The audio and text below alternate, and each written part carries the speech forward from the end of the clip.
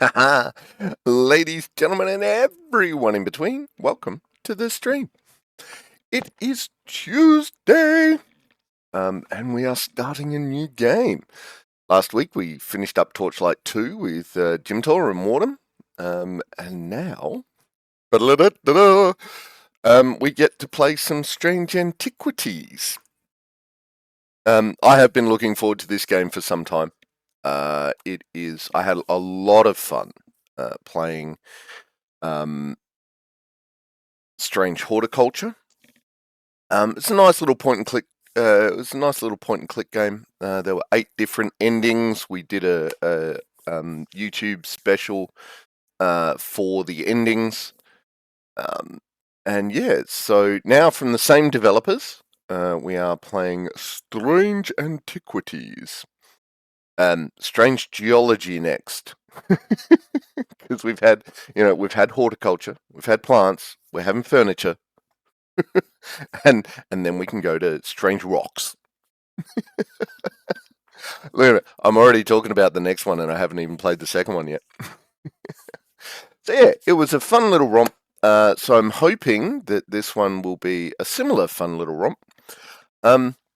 I don't actually know how many episodes the last one was. Let's find out real quick.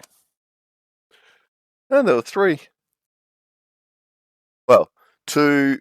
Let's see, 10 hours. So there's about 12 hours. So we'll see. Right. So we are definitely doing some Strange Antiquities today. All I've done for this game, I haven't played it or anything. I've loaded it up, I've opened it up, and that's where we're at. So we will go into it, and we will see. This is literally going to be the whole thing. So we'll see where we go with that. I'll probably have to adjust my me, figuring out where we are, but let's go over and have a look. Ta-da! Alright, so let's start the game. As the Thaumaturge's apprentice, there's a lot to learn. Every object must be treated with care. And it is important to identify the harmful from the harmless, the potent from the mild.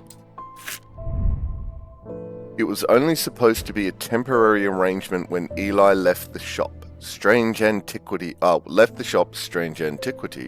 in my hands.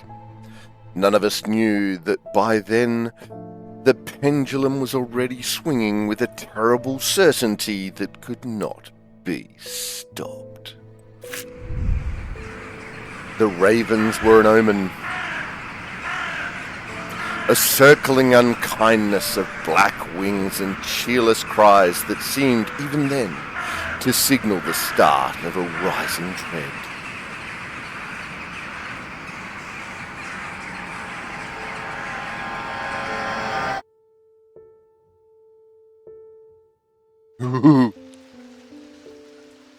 Alright, yes, definitely going to have to move my me.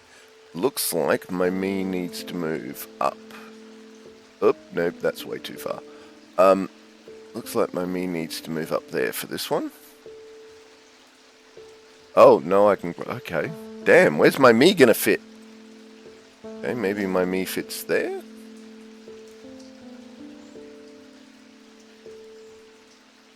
Because it appears I can grab all of this stuff.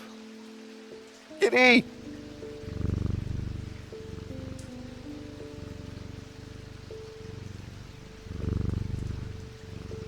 I'm just going to sit here patting the cat for a while.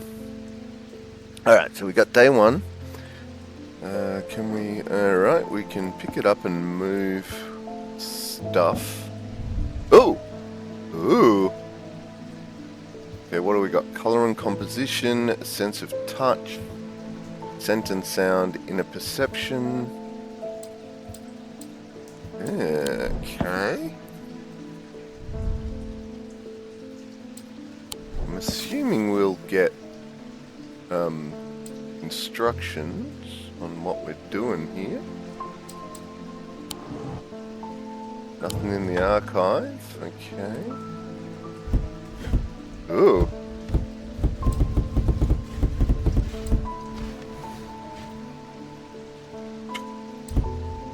Okay. At the kitty.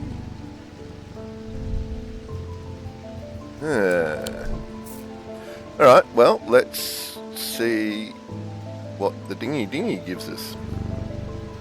Ding!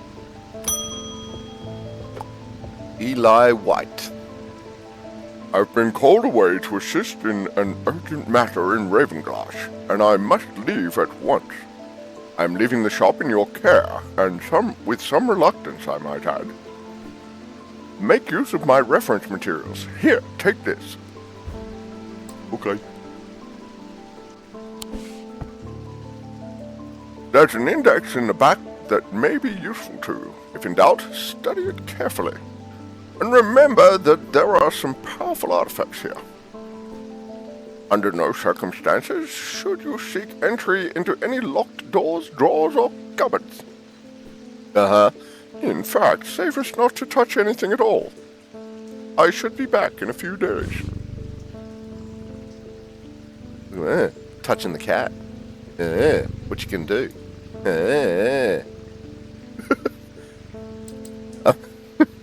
Alright. Why not? Okay. Cool. Use your arrow keys or WASD to navigate your shop. Yeah. Whoa! Okay. Oh, cool. Okay. Sweet. Strange artifacts. A guide to occult soldier objects. T.S. Gill. Contents. Ecumenical. Ares remnant. Binding seed. Voice of Cernunnos. Cernunnos wearing his torque. Oh! We've already got a torque. The name Voice of Cernunnos is used to refer to any bronze torque that has certain imbued properties. With skills, such an item can be used to read the patterns of nature that are otherwise hidden to us. Cernunnos is a pagan god of the forest and nature, typically depicted as a man with antlers of a stag and often wearing or holding a torque. Okay. Index. Subject. Black heart, referenced in Lamb's siphon, heart chamber. Okay, where's torque? Is there a torque? Maybe not.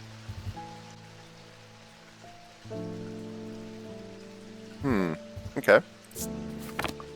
Ding.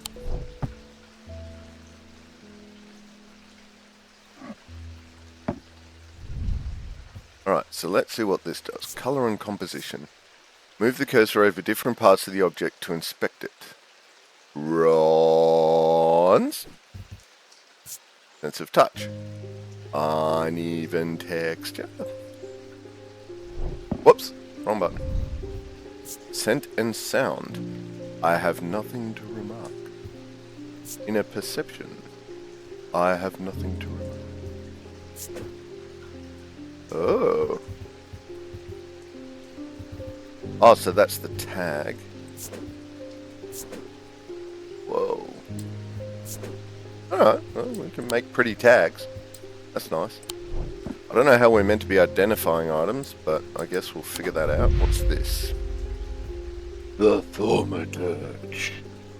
Eli White. Eli is a thaumaturge, a collector and curator of powerful objects. Objects that, to the untrained eye, may appear dull and lifeless, but that in the right hands, and armed with the right knowledge, can be a gateway to so much more. For Eli, the quest to unearth and understand each new object has been the driving force of his adult life. As owner of Strange Antiquities, Eli is a stern master. He knows firsthand what can happen if the right precautions are not taken. He doesn't tend to show much emotion, but he does have a more tender side, a side that is mostly reserved for the store's cat, Jupiter. Visits day 1. I've been called away to an urgent matter. Right. Cool. Jupiter! Devourer of souls, Jupiter. Damn. Jupiter is the thaumaturge's cat, or more accurately, Eli is Jupiter's thaumaturge. Jupiter found Strange Antiquities, perhaps drawn to the curiosities within, and made it his home. Eli was more than happy to accommodate him, but he learned early on that Jupiter was his own master. His business is his own, but it largely consists of regular naps, terrorizing rodents, and midnight explorations of Undermere and beyond. What he does on his excursions is a mystery, but he seems to be well known among the town's residents. Yeah.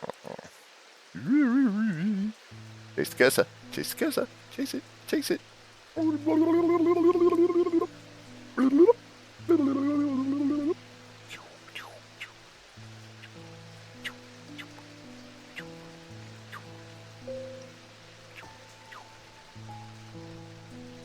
It's like having a little laser pointer.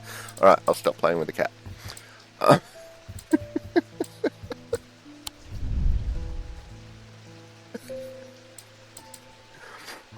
no I won't. Hey Finley, how you doing, buddy? What you doing? Hey? What you doing, little Finley?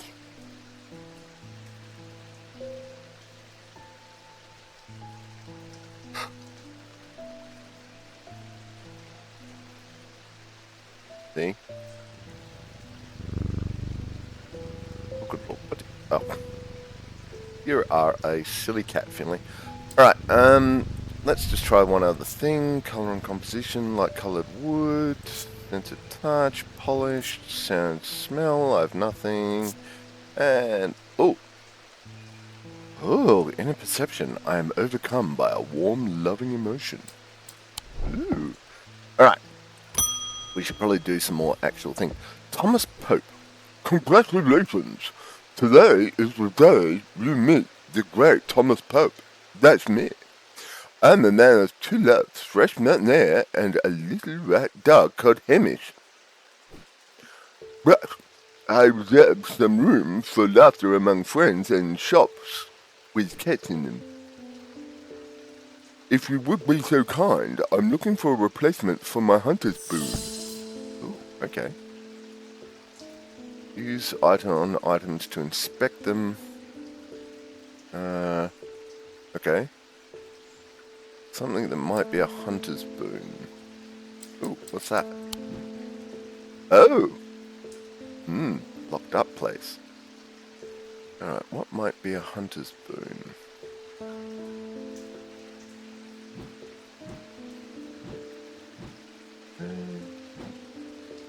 Gotta do it. Right, okay, so. Hey Kiki, how you doing? Welcome to the chat, welcome to the stream. Group hug. Ooh, do you mind if I kiss the monkey? Mwah. Ooh, hairball. Okay, hunter's boon.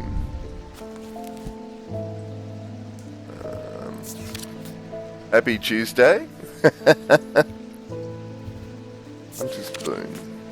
Hunter's boon is a primitive item that grant the power of the predator, enhancing perception and agility. Yeah, I'm pretty good, thanks, Kiki. It was a pretty good weekend. Got a heap done. Some of it I don't even know what I did. It's a weird thing. Saturday was helping people move, and Sunday was... Oh, Sunday I went and visited a friend, and yesterday was blacksmithing and gaming. They are made from trophies taken from slain beasts, with those from the deadliest predators being the most prized. They are simple items without embellishment. Okay. Yay to weekends, right?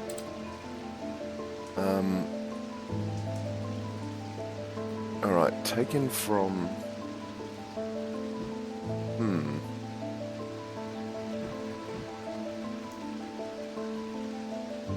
So I'm thinking it's probably going to be this.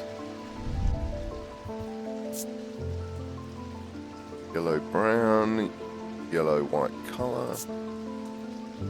Smooth but with hard ridges and smooth. Nothing to remark. Gives a sensation of power. I reckon that is going to be a hunter's boon. But how do we identify it? Can I pick that up and put it there? I can!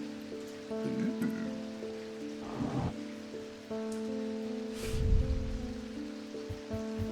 Nope. Okay. Don't know what that does. Reminder, I've stored a couple of items in the cellar of the wine merchant next door. Ooh. Okay.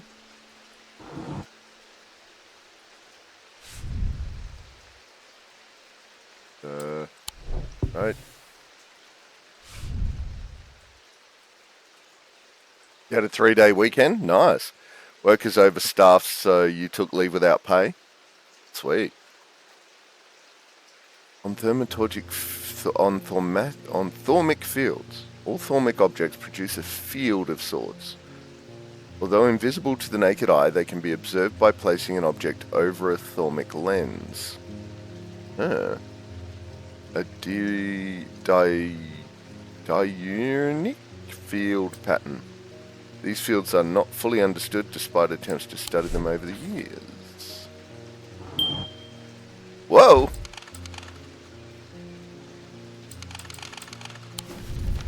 Oh, I found a map. Ooh. Cool. You're waiting for an agency shift? Yeah.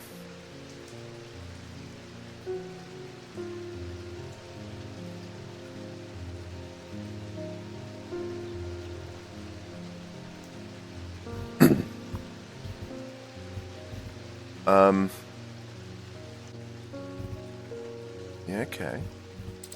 Alright, so we found the map. There's lots of map.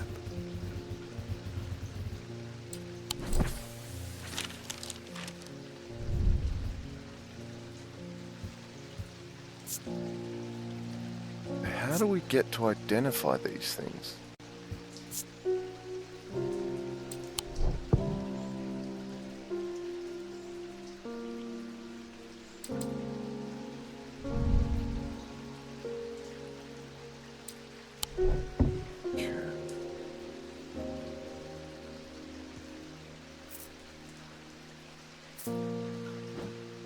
Alright, let's just throw that in for now.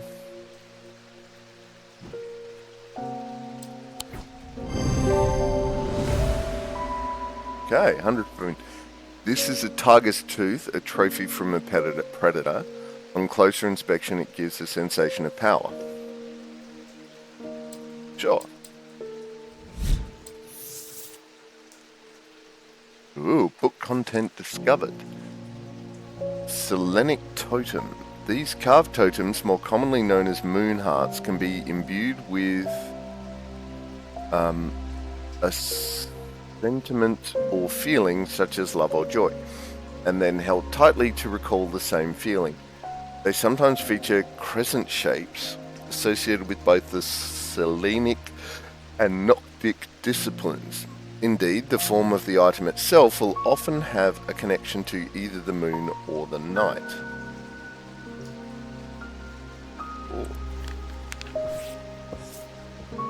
You can add labels to items while inspecting them using thing. Yes, we are aware of that.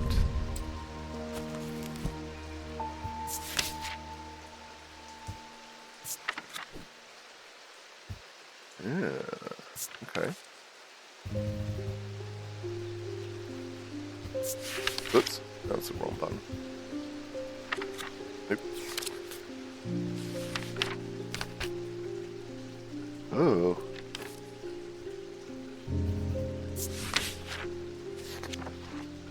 Ah, there we go. More index. Right, so where was that book page?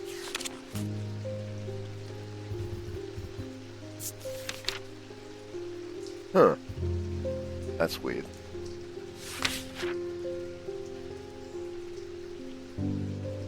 Oh, there it was. Hang on. Oh, Moonheart. Okay. They're Selenic totems. But where's the Selenic totem page? That's... okay. This is... a little confusing.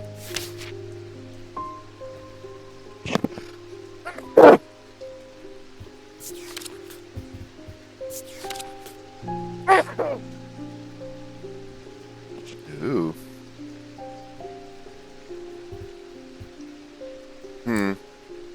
Alright, well, we got a page in the book, but...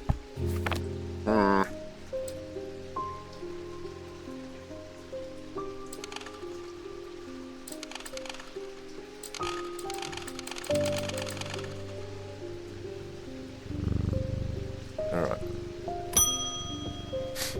Jack Hungerford.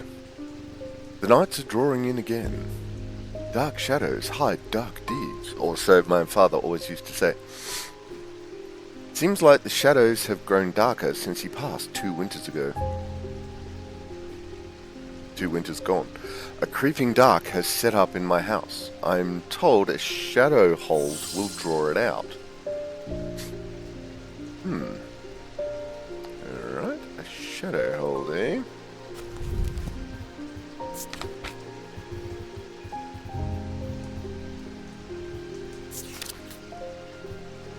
A shadow hold, or Oshadic vessel, is a container of any kind, sometimes a jar or a bottle or some sort of box. It can be used to contain an Oshadic spirit, the manifestation known as creeping dark, pulling it from the shadows like poison from a wound. They are decorated with an elaborate design called a shadow catcher. Okay.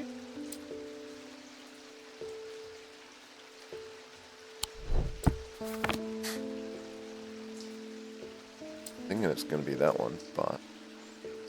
oh, no, it's going to be that one. Yeah, I reckon. Play.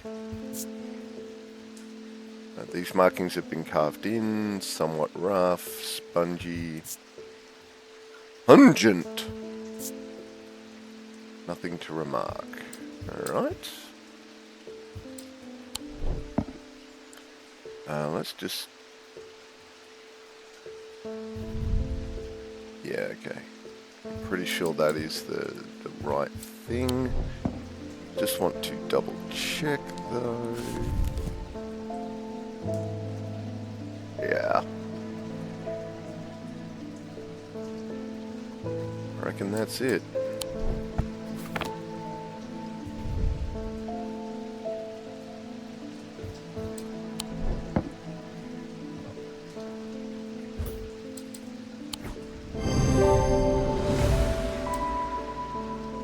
Clues. The item is a container of some kind. The design on the bottle is the same as the sketch. Ta-da! Sunbond. A sunbond is small and lightweight, designed to be carried discreetly and made of a non-precious metal of some kind, housing a gemstone of light. They carry the warmth and the light of the sun, a brightness that can pierce the darkest gloom.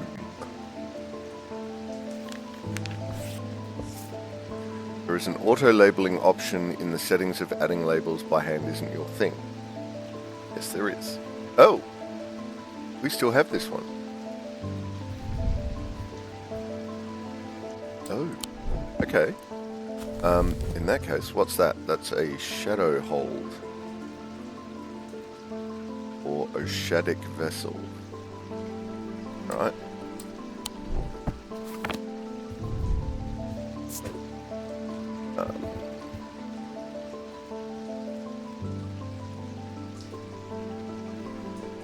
Can I? Whoops. Nope.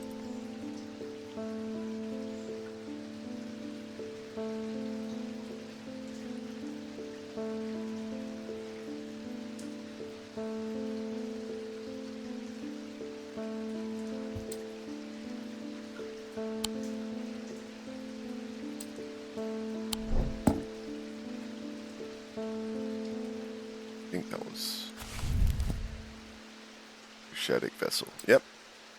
Alright. It's looking good.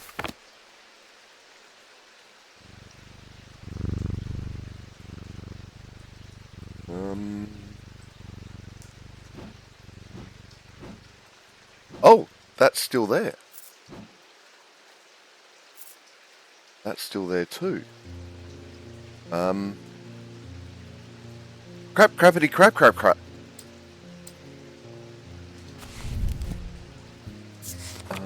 Hunter's boon. Yep, just a hunter's boon. Okay, so we can label that one.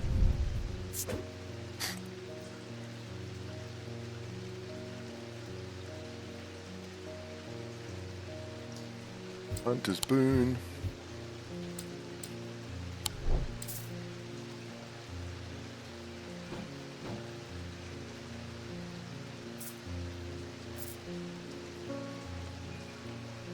Nice. Right, so it looks like I can just pull these stuff around randomly and... Yeah, nice. Okay. Now, the other thing to check is... Unbond.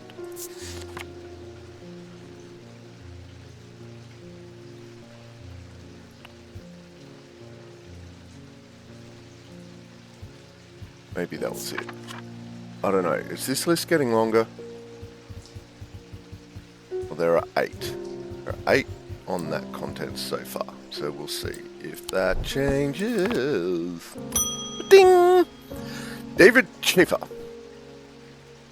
What's with all these ravens flying around about Undermere today? I can't remember ever seeing anything like it. Not a good day to be the sort who believes in dark omens. A letter for you.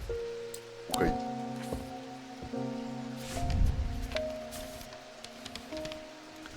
We discovered some papers in a hidden desk drawer in the boatyard last night. Mr. Jones almost threw them in the fire pit, but I asked to take a look at them first.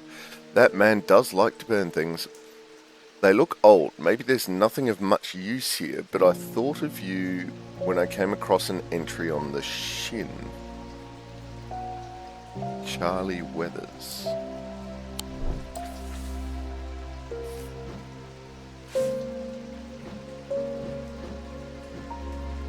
Can I put that in there, maybe? Ooh, I can.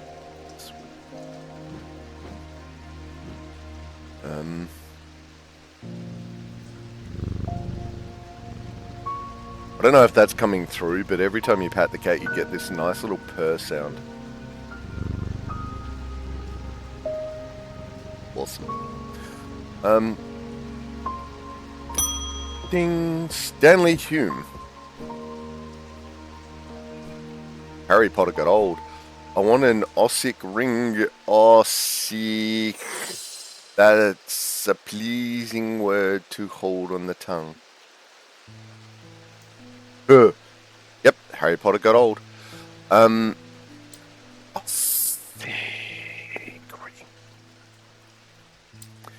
a little lightning scar in there.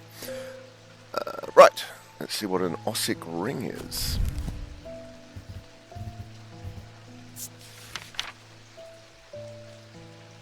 Caution? The Serpent Goddess. These somewhat macabre objects were originally made as an offering to the goddess Caution, but the practice fell out of favour as belief waned. They are hard to come across now, but they are occasionally sought out for their ability to keep vermin at bay. Some say that they can hear Caution's unearthly hiss when they hold an ossic ring up to their ear. Right?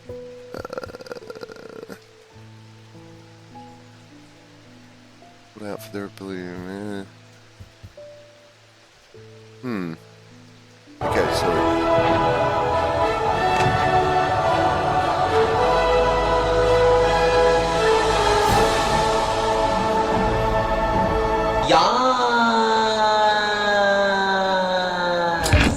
How you doing, Rach? Welcome to the chat. Welcome to the stream.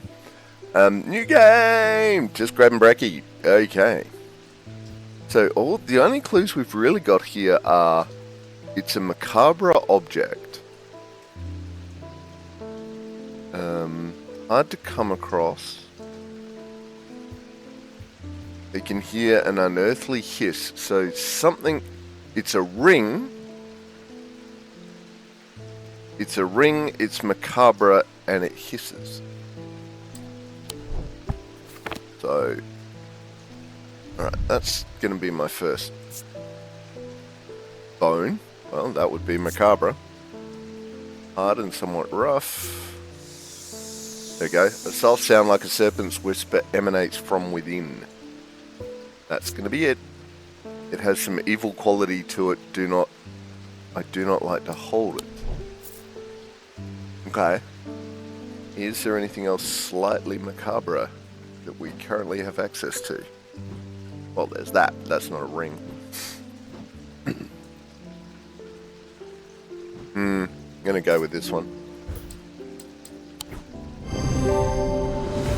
Classic ring. Clues. Made of bone. This item satisfies the description macabre. Closer inspection confirms that a hissing noise can be heard indeed. Nice. Alright, so that is an Ossic ring. Evocant. These stone items weigh the same as a man's heart, according to popular myth. Well, if you have a pure heart, according to Egyptian mythology, it weighs as much as a feather. The truth is a little less dramatic, but supposedly. But the weight of these items is nevertheless important and should not stray more than a hair from precisely 1 pound. They are placed on the chest of those in a coma to draw them out. Okay, so this is an Ossic ring.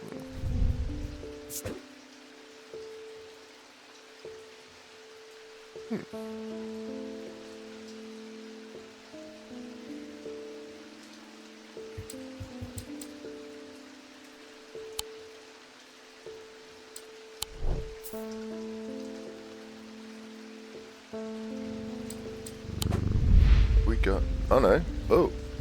Nope. Don't have any more people yet. Yeah. Alright.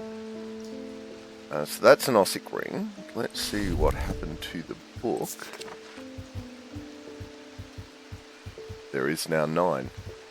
Okay, so the Evocant has now been added. Right, so that's where the pages go. Alright. Figured it out. There's not a lot of space. How many things can we, like, fit in there? Okay.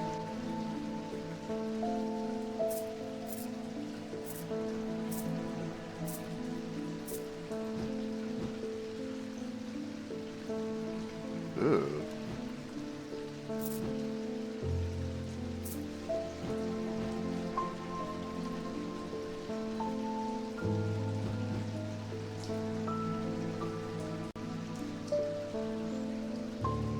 Anyway, ding. Edmund Bishop. The behavior of these ravens is disturbing to say the least. As a rule, they only come together to feed. Ravens are omnivores, carrion eaters mostly, but they'll take anything they can get their talons into. Don't eat me! And they'll kill if necessary. I didn't plan on dropping in today, but there's something happening out there, and I'd like to know what. A voice of Sir Nunos might help put me at ease, or it might do the opposite. Ooh, voice of Sir Nunos. What does a voice of Sir Nunos look like? Oh, it's a talk. Right.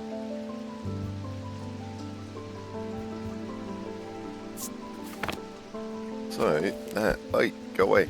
So that's going to be this thing. Oh, wait a minute. We'll give it to him first. Just make sure that I'm doing the right thing.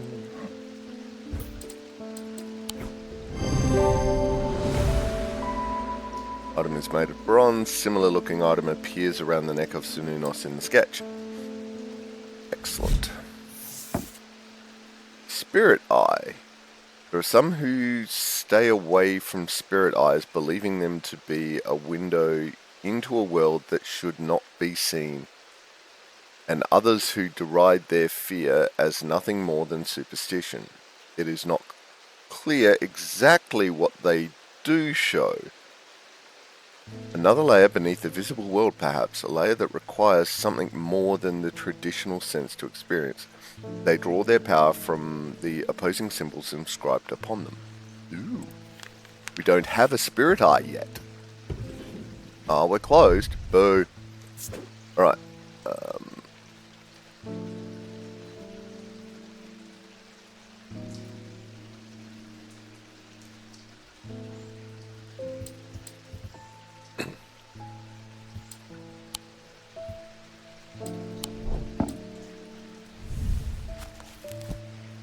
Oh, voice of Sununos. Whoops.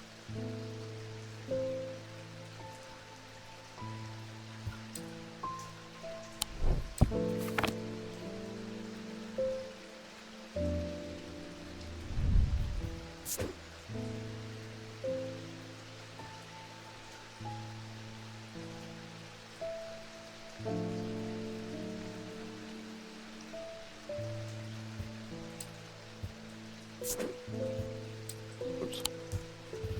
Alright, okay.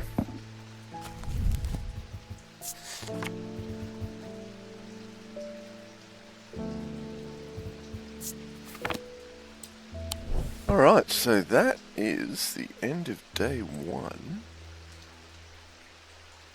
Alright, so we've got the business as usual, handle your first customer trophy. There are 22 achievements in the game. We'll see how we go getting those.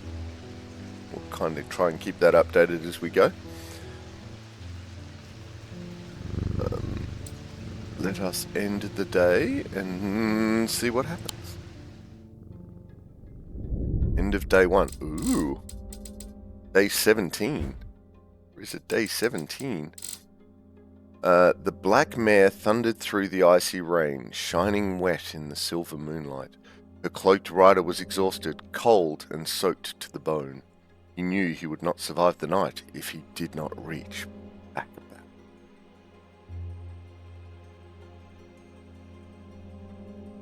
Dun dun dun!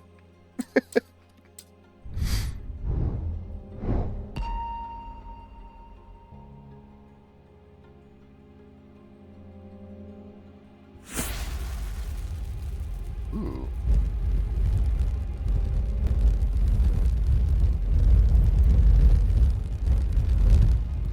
Oh. Actually happening to be reasonably accurate with this. Oh, ye olde handcuffs.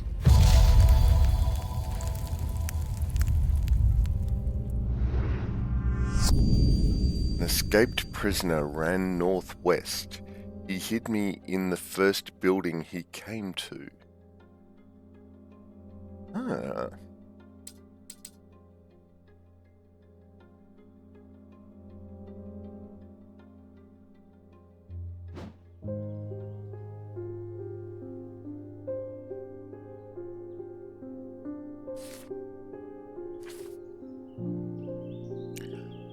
Okay, where's the map?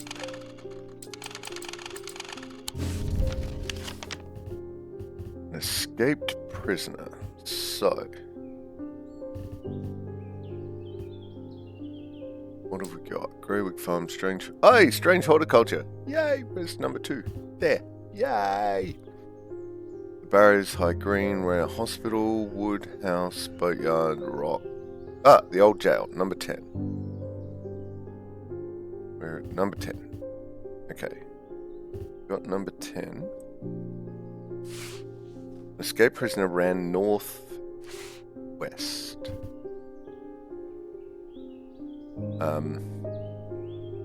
They ran northwest.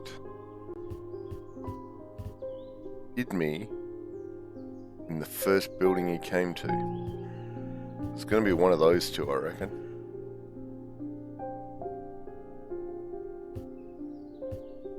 that's north. But if you came from there, that's north. Anyway, gonna be one of those three.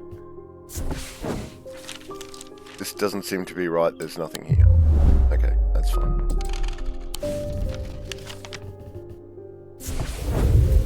Ah, ta-da! The dilapidated warehouse is dark and imposing, and the struggling flame of my lantern does little to pierce its depth. I slowly search through its contents with a sense of despair, wondering if I'm even in the right place at all, when suddenly and unexpectedly I uncover something of value.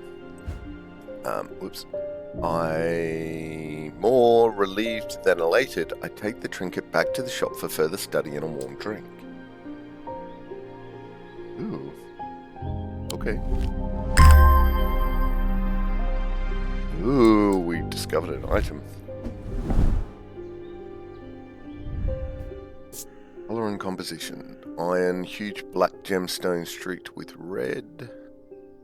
Polished wood. Polished, rough, polished. Nothing to remark. Nothing to remark. Okay. Oh, we'll put that up there for now. We found a thing. Nice.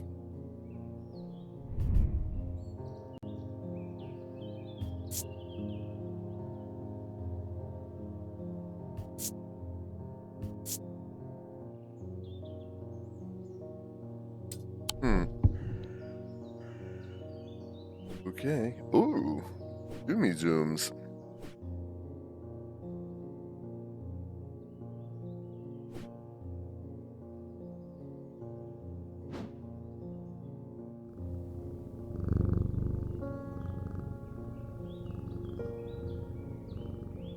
Ooh, and we've just got the Explorer achievement of solve your first clue card. Nice. Actually, I'm just real quick. I'm gonna have a look. Damn. No. Business as usual is only 97.4% of people who have the game have that. Huh. Okay. Anyway, where were we?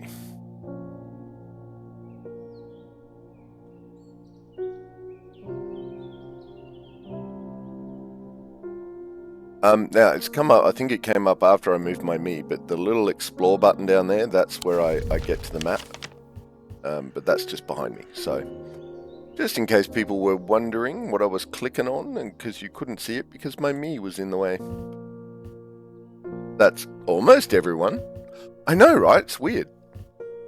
One of these weird things. Alright. Oh, we've got a new person. Who is the new person? The ornithologist, Edmund Bishop. The 14th Lord of Gleaston Castle is a man of wealth and privilege like the 13 before him. He is a man who would be easy to despise as his father was, but he is well loved by those who know him. Now retired, he was a professor of ancient languages at the University of Cumbria, but his real passion is birds. His students learned to divert particularly dense lectures on Latin declension? By asking about local owl species or by quizzing the professor on increasingly exotic bird calls. Edmund was only too happy to oblige, spending hours recounting stories of his adventures in Africa and New Zealand. Ooh. Alright, so there we go. We've got our second person.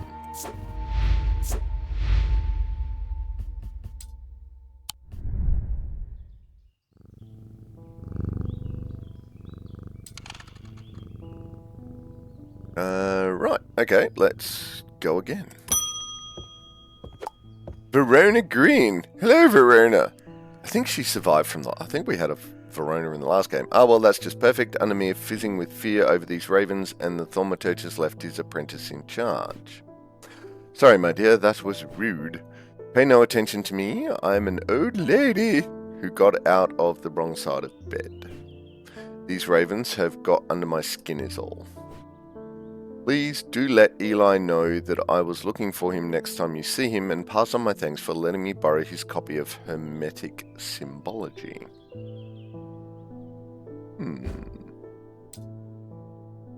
Very well. Oh, we now have a new book. Hermetic Symbology by Quentin Holmes. There are three... There are three branches of thaumaturgy. Each of these is split into two disciplines represented by the following symbols.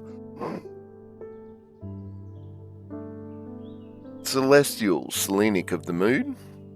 Dradic of the earth. Diurnal, Diurnic of the day, Noctic of the night. Individual, Mentic of the mind, Wixic of the body.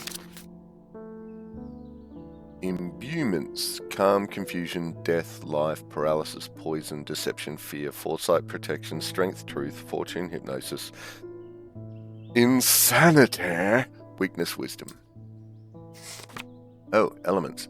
Earth, air, fire, water, light, dark. Materials, ashes, oil, soap, tallow, urine, verdigris, vinegar, and wax.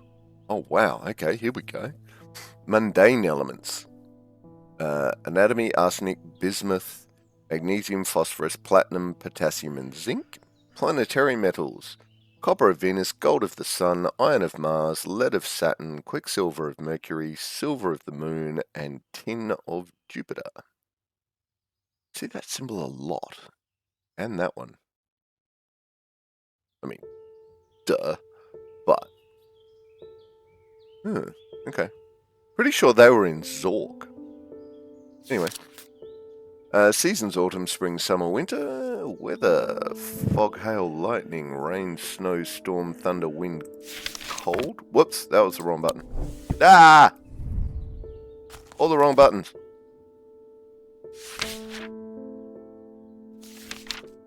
Frost, heat, ice, Wicca, blessings, haunt god, rebirth, spirituality, triple goddess, witches not, which sign, and we're done. Okay. Can I put you over there? No, I just want to put you... Aha! There we go. Nice. We have a book... Oh, can I just put those in there? Oh, I can. Excellent. I have somewhere to put my books.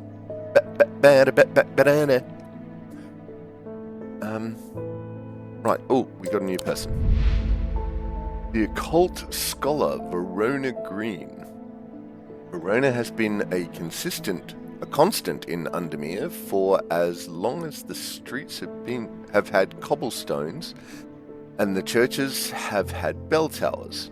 She is respected and feared, which she revels in, and she is revered and admired, which she tolerates.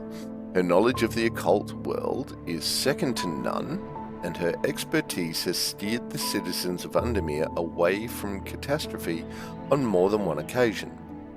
The near misses of the Selenic Flame and the Woken Dendru are two such events that spring to mind. He is of the opinion that no problem is so great, no obstacle so insurmountable, that it can be diminished by a properly brewed pot of tea.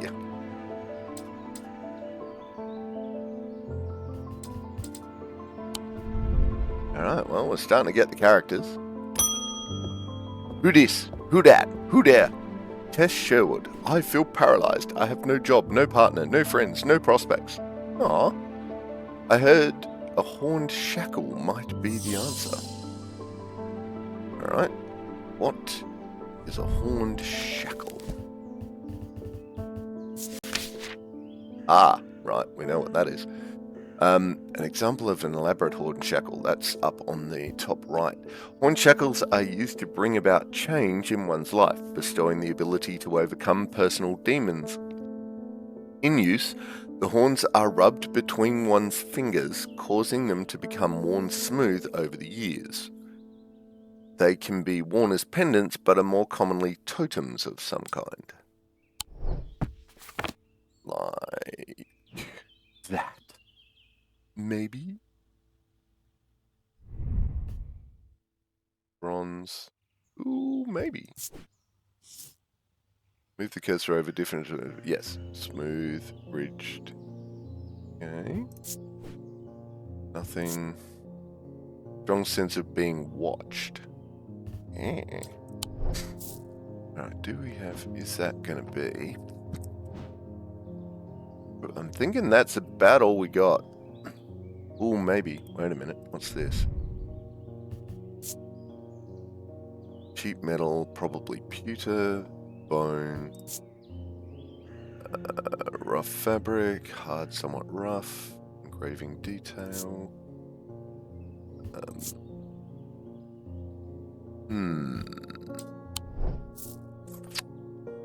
Okay. Go back to the book. What are the hints? Horn shackles used. Horns are rubbed between the horns are rubbed between one's fingers, causing them to become worn smooth. Okay. Are more commonly totems of some kind.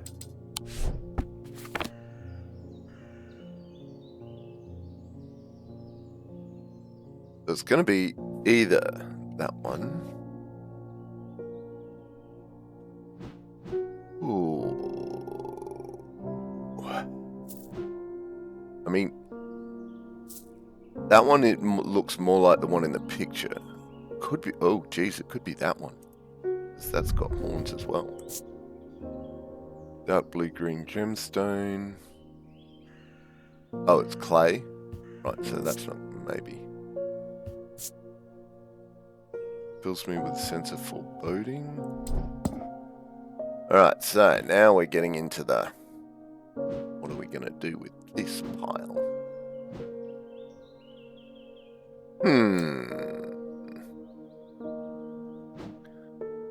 So let's have a quick look at all the symbology.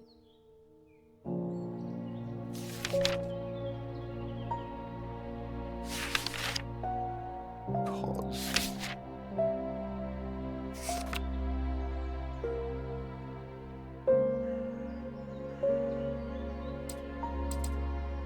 What was the symbol on it? It was those. Okay, so that was... ah, wrong button. Wrong book. Protection. Alright, so that's got protection on it.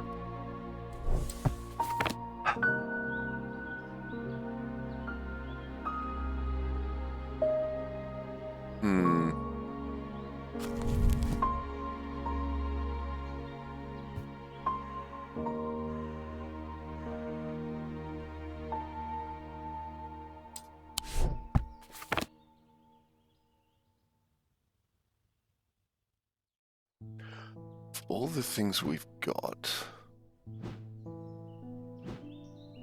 that's the closest, so let's do it. Horn shackle. Oh no, that wasn't the item I'm looking for. I should slow down and think. Oh, okay. Wrong.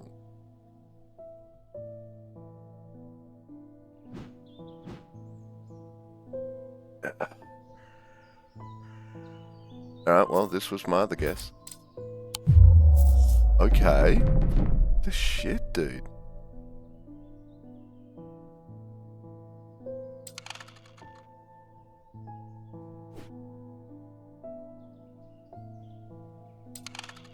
That's the only other... well, that technically could count as horns, but I doubt it's going to be that thing.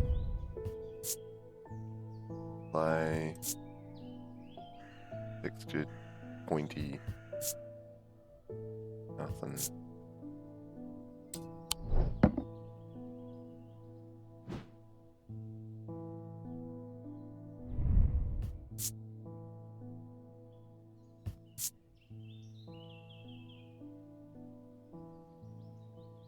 Oh, here we go. Maybe.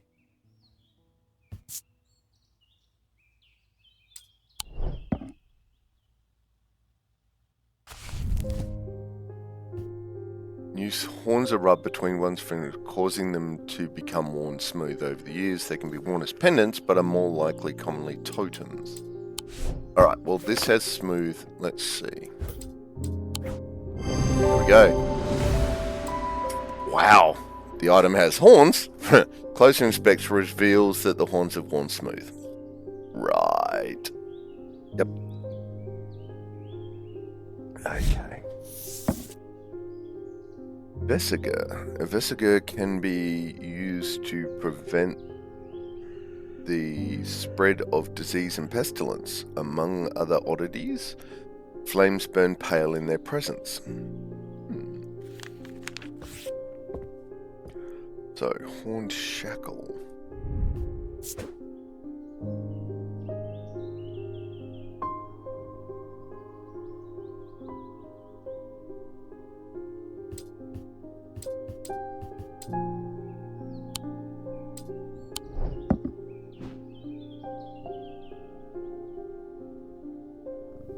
Well, that didn't go quite as well as I was hoping, but... Great. Oh, thanks for showing us what happens when you guess wrong. Yes, yeah, mighty. Yes, was mighty good of me. Yes, yes. Demo. Yes.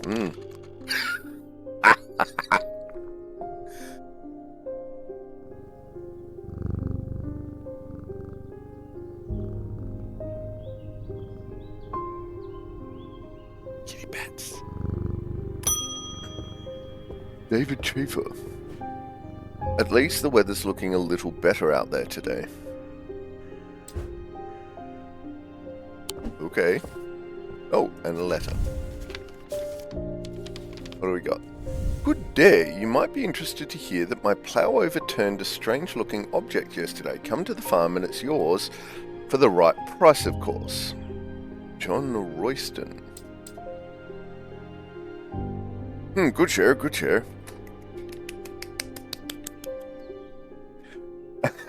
A golf clap. My grandfather used to call it a golf clap. Yes. A lofter. Come to the farm and it's yours. Okay.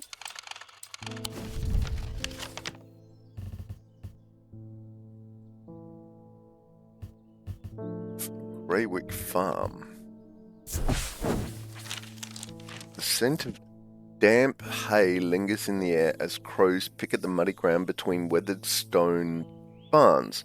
The farmer lifts his gaze briefly, offering little more than a nod before turning back to his work. I don't think I'll find anything useful here. Okay.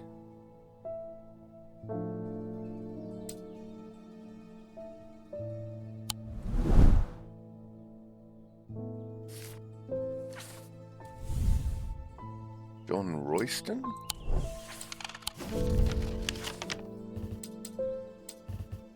Now there used to be from memory, there used to be a limit. Oh, that was the Greywick farm. We want something Royston. Royston farm, number 30.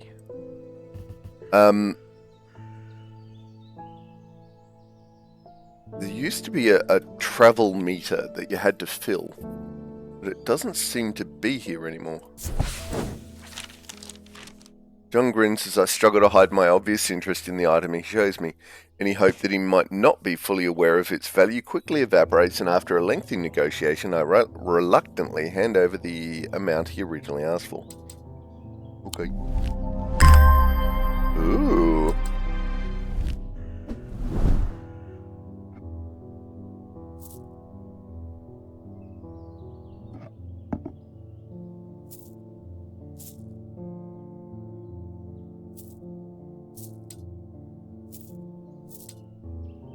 How many things we can just pile in? Oh, damn. Okay. Yeah, that's going to get crowded. Right,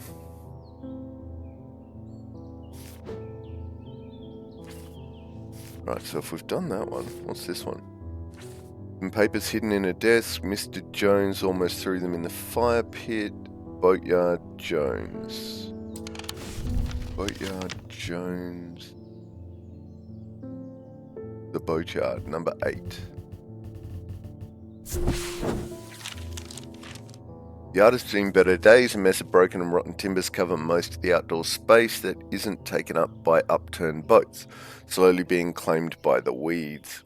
In the middle of all this, a man looks up from repairing a small rowing boat.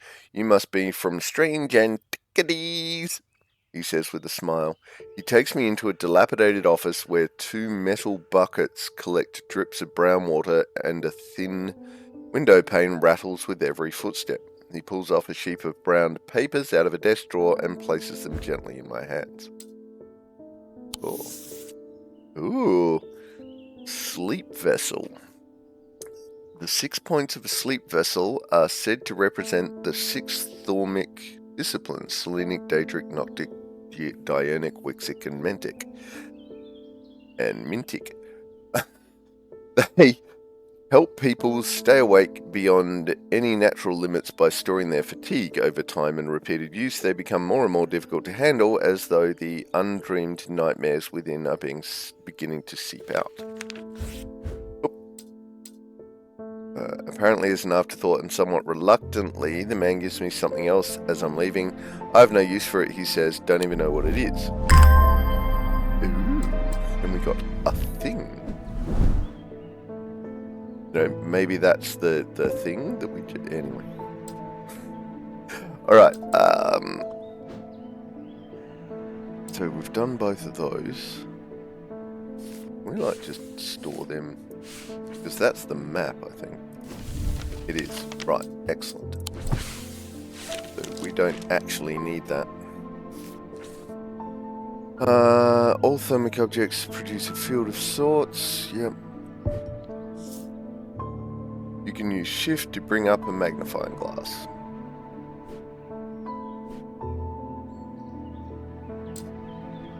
Oh, that's now empty. Okay, cool. What's this? Stored a couple of items in the cellar of the wine merchant next door.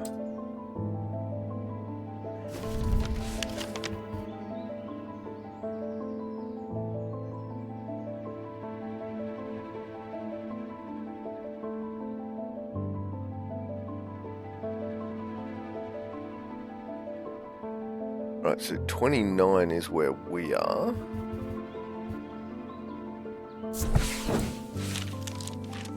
The proprietor, Mrs. Cranmore, begrudgingly grants me access to the cellar when I explain that I'm from strange Antiquities next door. "Yes, well, take the lot of them out of here, would you? I can't say no to Eli after all.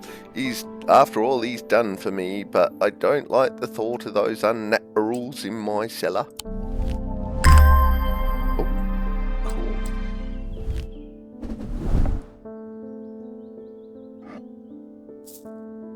Stuff and things. That's getting ridiculously crowded.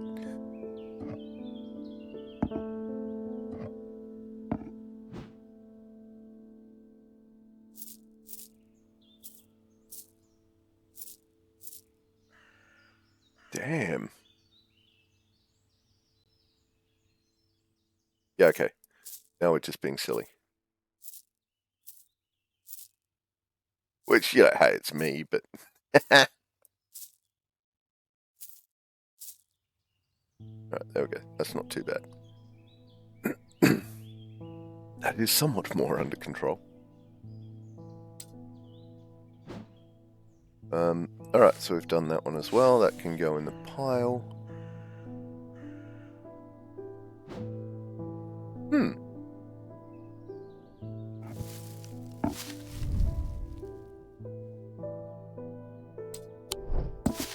And a plant.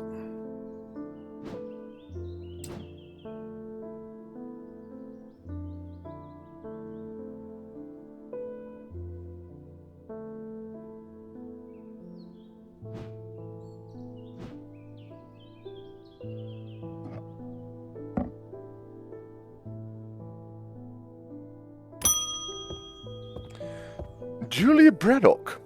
"Ah, Jupiter, we meet again. Our paths crossed late last night on Prince Street." We shared a moment before he slunk off into the dark on important business, no doubt. I wonder if you can help me. I'm visiting my grandmother later, and I wanted to bring her something.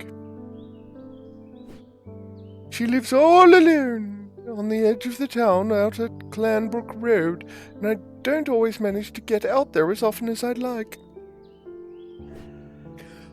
I thought maybe a moon heart would bring her some comfort. Ooh, okay. Oh god, okay, a moon heart. Oh, nope. Yeah, sorry, buddy. Moon heart.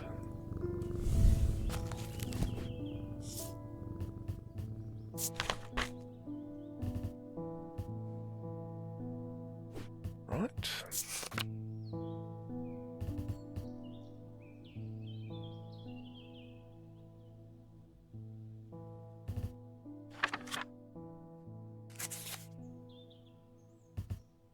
Selenic.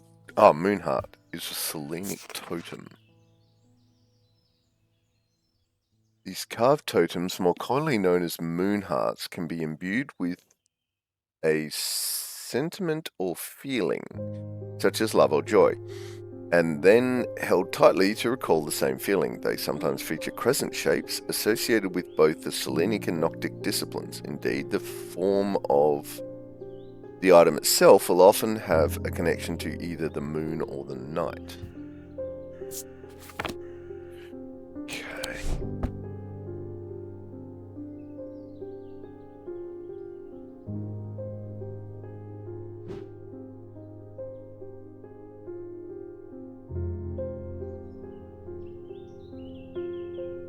I mean, maybe.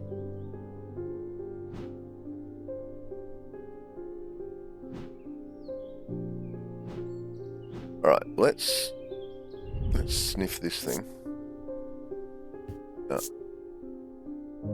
Okay, so we're not getting any protection or love or anything out of that.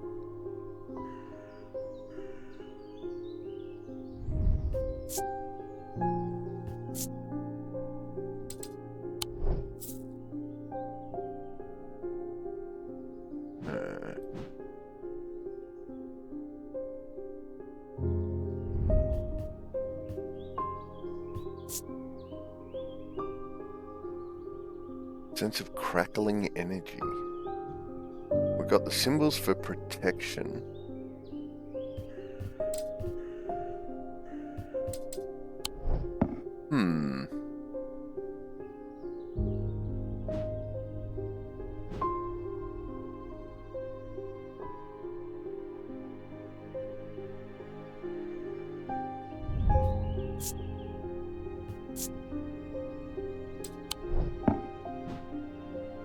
Moonheart would bring her comfort.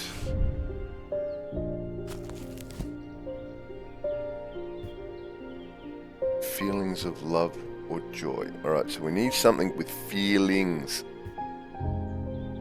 Selenic and Noctic disciplines. Alright, so...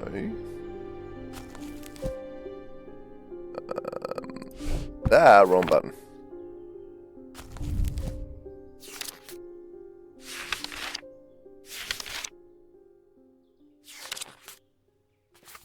Wait, what? I know they're in here.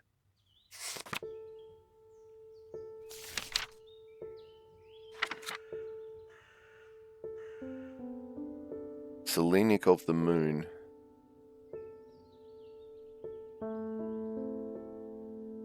Big circle, triangle, stuff, little circle, alright. I don't know if I've got anything with that.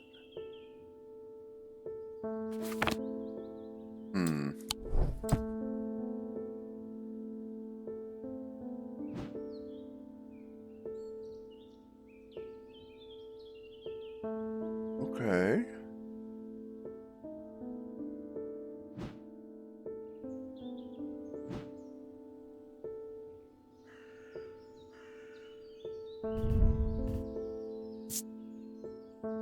Got a body feeling like my hands belong to someone else. Ooh, damn.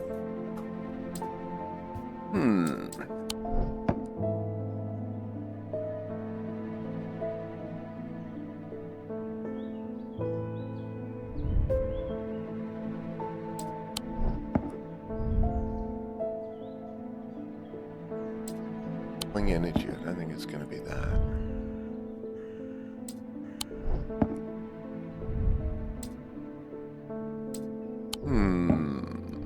I don't know.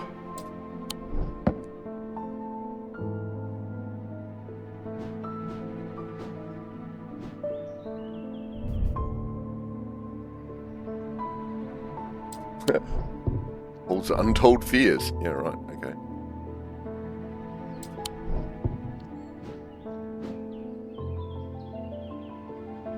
I don't know. I don't like how this makes me feel. That's not going to be it then.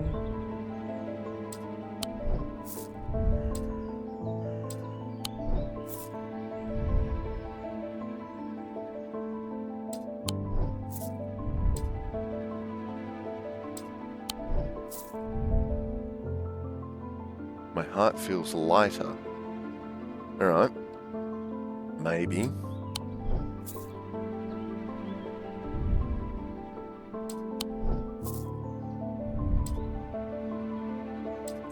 Thinking my heart feels lighter is going to be it, but...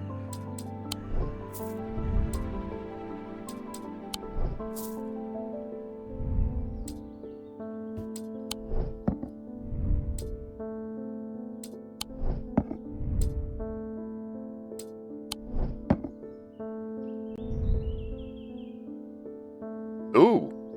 I'm overcome by a warm, loving emotion.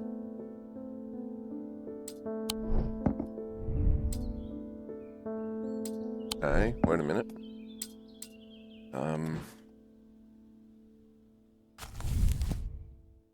Love and joy held tightly to recall the same feeling. Excellent. Alright, let's go with the little owl being the moon heart. Nice. Selenic totem. This is a carved totem. The owl is associated with the night. It bears a concealed crescent shape. Oh my god, the eyebrows. Okay. Using the closer inspect tool tells me it imparts a feeling of joy. Okay, so that is a Selenic totem.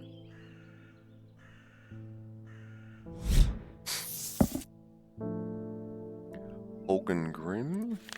And that...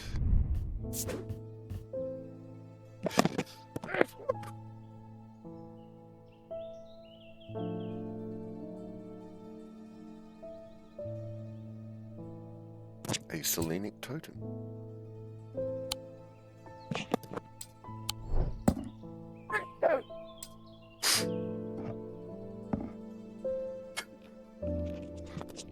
Ah, excuse me. Sneezing. Sneezing hard.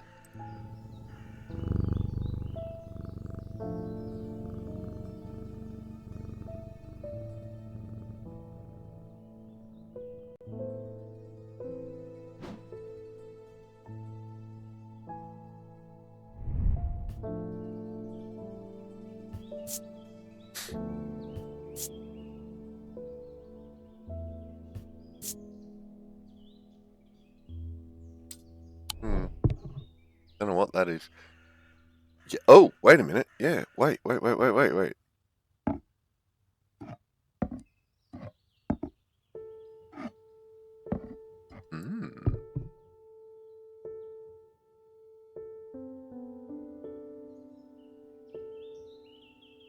and there's one over there.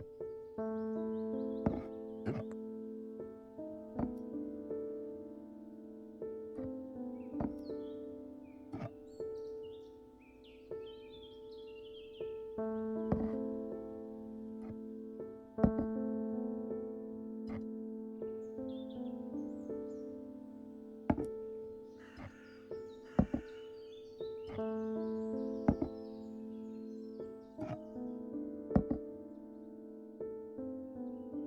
Two, 3, 4, 5, 6, 7, 8. 1, 2, 3, 4, 5, 6, 7, 8. 2, 3, 4, 5, 6, 7, 8. 1, 2, 3, 4, 5, 6, 7, 8. 1, 2, 3, 4, 5, 6, 7, 8. 1, 2, 3, 4, 5, 6, 7. Blank. So that goes in there. 1, 2, 3, 4, 5, 6, 7, 8. 1, 2, 3, 4, 5, 6, 7, 8. 1, 2, 3, 4, 5, 6, 7, 8. Ta-da!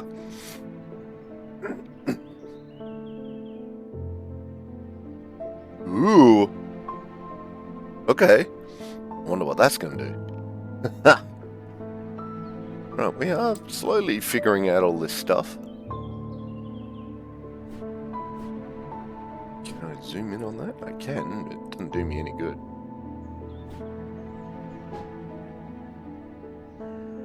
Bye-da!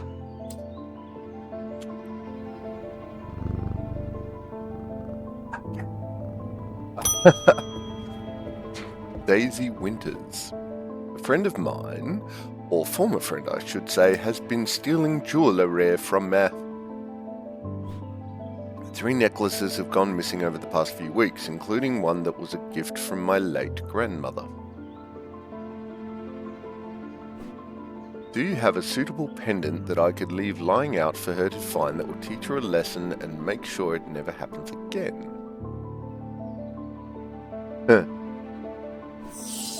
Sure.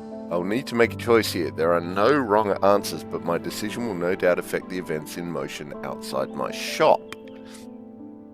Binding Seed or Zia? Alright.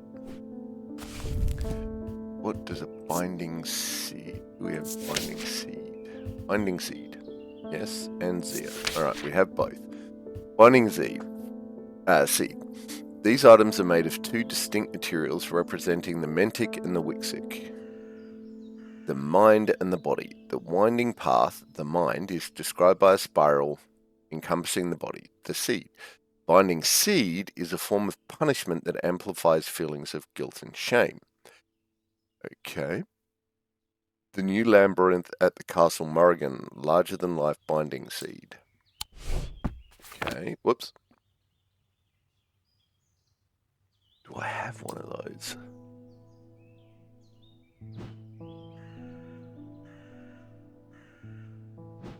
Not sure I even have something that could be that.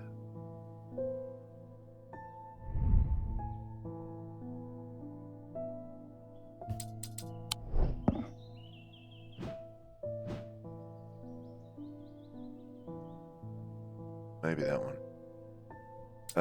Alright. What is a Zia? One about the neck to place them closer to the heart. These innocent-looking items instill a sense of fear and paranoia. They can be difficult to remove. Zias are made of any single material except wood or clay. They typically have no symbol or other writings upon their surface. Okay. Single material, not wood or clay. Typically have no symbol or other writings on their surface. Okay, not wood or clay. Single material, not wood or clay, no symbols. Okay.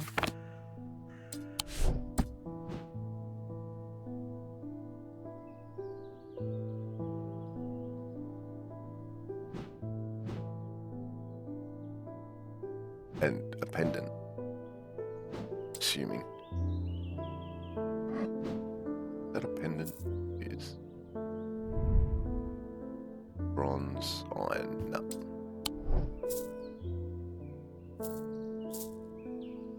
No symbol.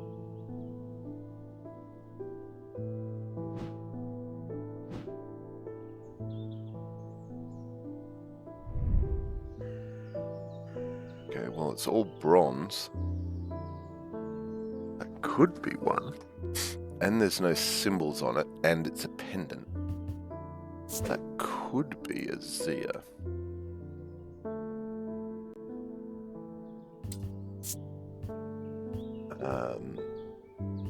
Let's go. Actually, let's just put a question mark on the end of that, because...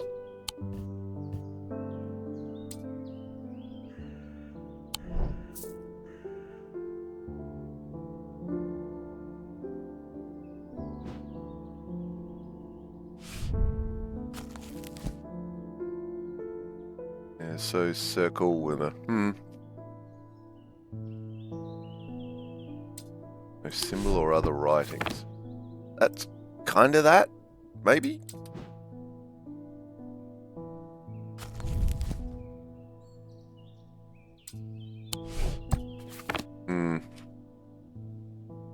Yeah, that could be a Zia. Binding seed. What is a binding seed?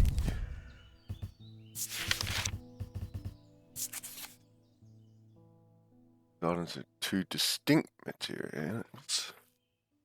Winding path. And, okay. With a spiral around something. Okay.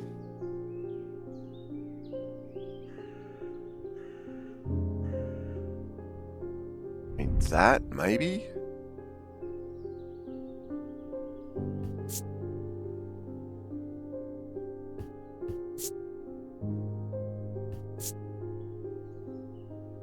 I don't like how this makes me feel. Right. Right, feelings of guilt and shame. Alright, so I reckon that is binding seed. Okay, so we'll mark that up as a maybe binding seed.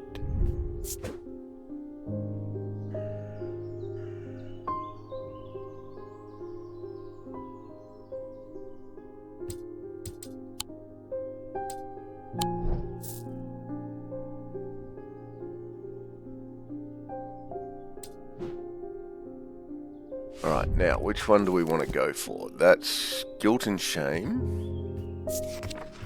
Or...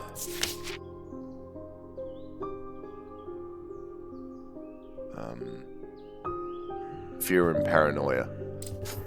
Let's do guilt and shame, I think. So that would be the binding seed.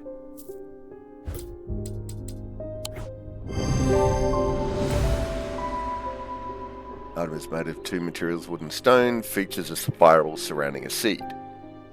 Excellent. Okay, so that is definitely a binding seed. And a shield charm.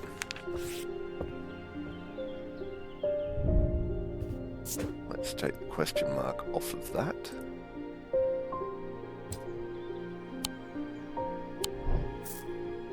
Alright, so that is going to be one of the options potentially that lead to different endings. So we definitely got a binding seed. That may or may not be a Zia. We don't know yet. Emmett Burrows. They found a man just now in that house where all them ravens were. I wish I hadn't seen, but I did.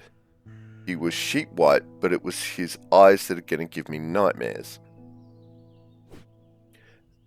All black they were. It was like he weren't there anymore.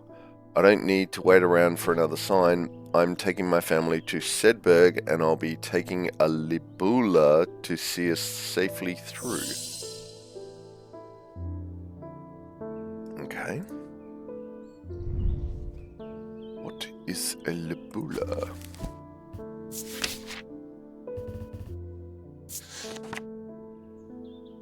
Libula are purported to offer reassurance in times of upheaval and change, but they are not held in high regard by most scholars of the occult. That being said, an imbuement of wisdom shows that a Libula is not merely decorative. There is power in symbology, as the old thaumaturges know well. Okay, so we need a wisdom symbol. Wisdom symbol.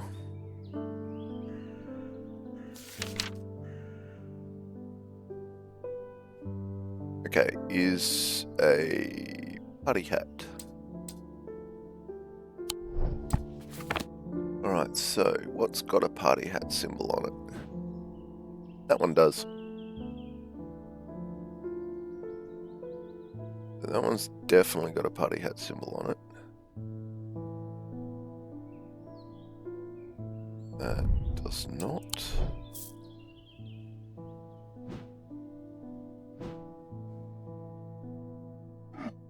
Let's just move these over here now.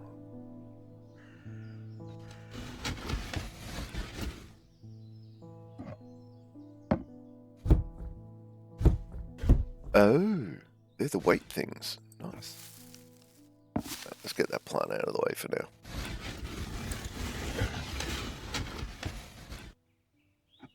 Ah!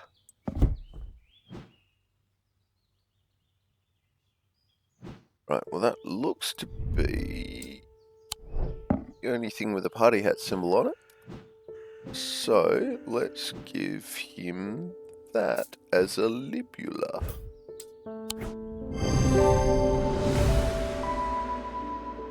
The item bears the symbol of wisdom. Witch's finger. Witch's fingers are said to be the severed digits of the witch. Ah, wonder what that could be.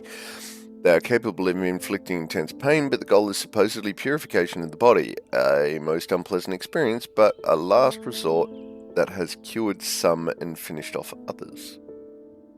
I can't imagine which one that might be. Oh, we're at the end of the day. Alright, so this is a libula. It's a libula, dear.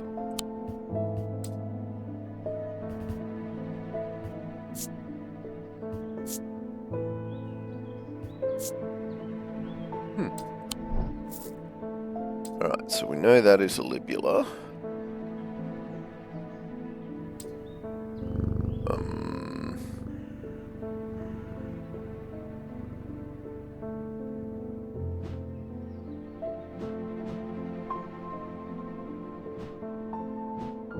Actually, that then goes, we can put that over there. Because we know what it is.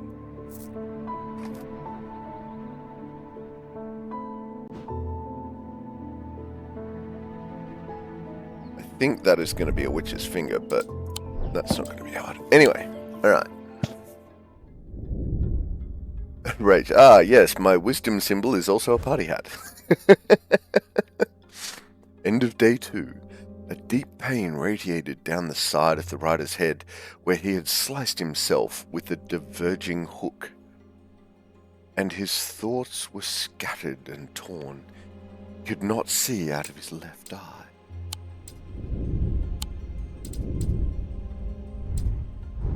What are we doing? What do we got? Oi.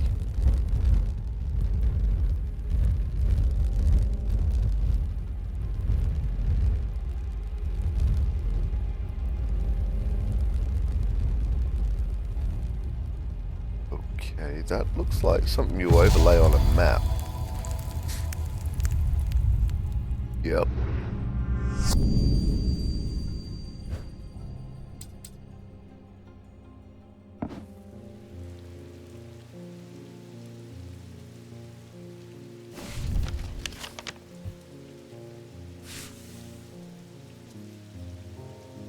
Okay, does this... I don't think it rotates.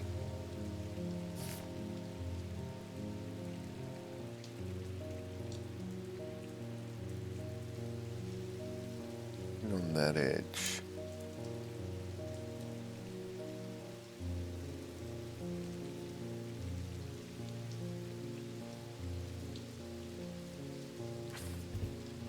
Alright, so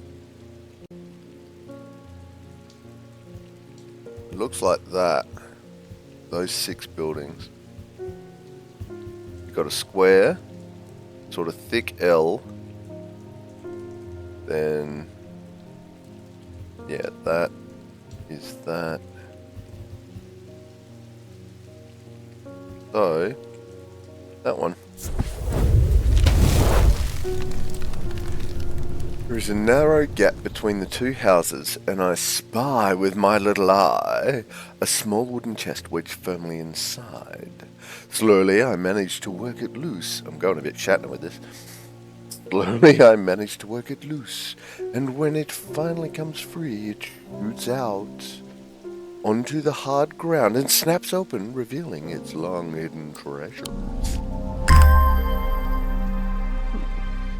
Stuff.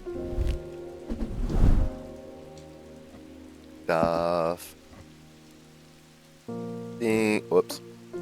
Things.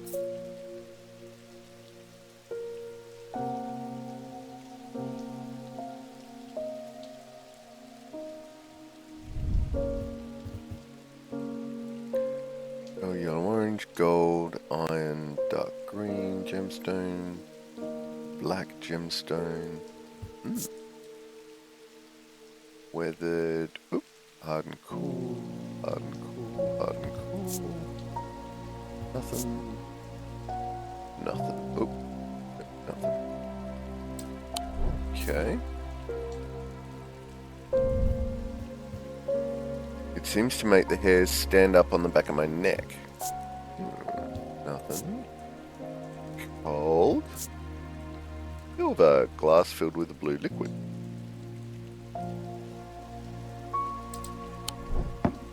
Okay. Ding! Francesca Robertson. Good afternoon. No, morning.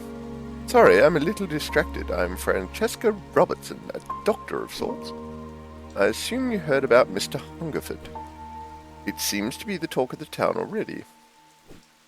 I'm used to dealing with maladies of an occult nature, but black eyes are certainly unusual. I've heard of something like this before, but I don't see how it could be the same thing. Either way, I'm hopeful of an evocant will have some effect. Alright. Let's go find out what an evocant is.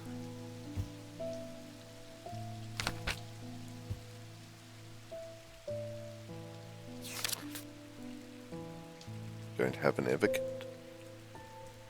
Maybe it's oh, huh. Ah!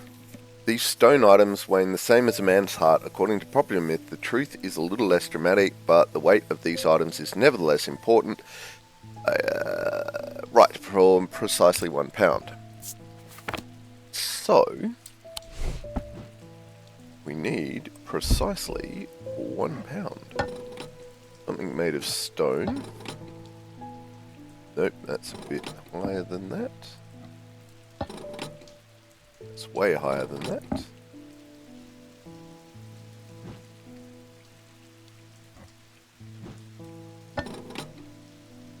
Nope.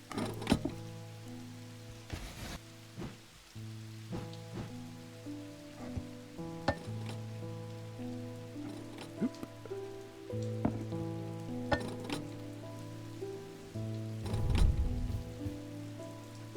Red paint or perhaps blood, stone, hard and cool, nothing.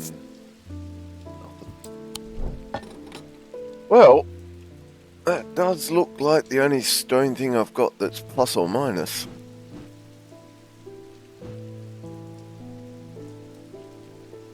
Right, let's give that a go. Ta-da! An evocant. The item is made of stone. Weighing the item using my scales shows that it is exactly 1 pound. Evocant. Daedalus link. A Daedalus link is a powerful object capable of producing a levitation field. The field is extremely fragile, however, so it would be prudent not to take risks. These items are surprisingly light in weight. Their designs vary, but they might point to some facet of flight, a feather, or the wings of a bird or insect, for example. What, this levitating thing, you reckon? Oh, crap, what was that? I forgot what it was. Evocant. An evocant.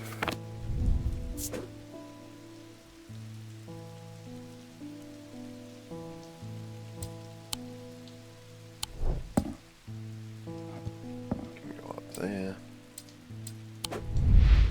Have the doctor. Francesca Robertson. Growing up, Francesca's father was her hero when he died suddenly and tragically in a mysterious incident. Dun, dun, dun. Nobody seemed able or willing to give her the answers she demanded, and she grew tired of being fed the same stories that she knew could not be true. As she entered adulthood, she learned how to find things out for herself, and what she learned opened her mind to a world she hadn't known existed. A world of occult melodies and dark articles. She learned about Tormund's paralysis, Hobbs' fear, and the Sapphire Curse, and she learned that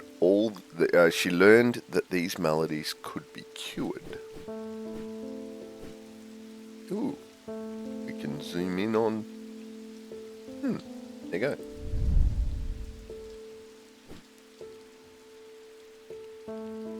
Did we name that thing? We did. Okay. Uh-huh.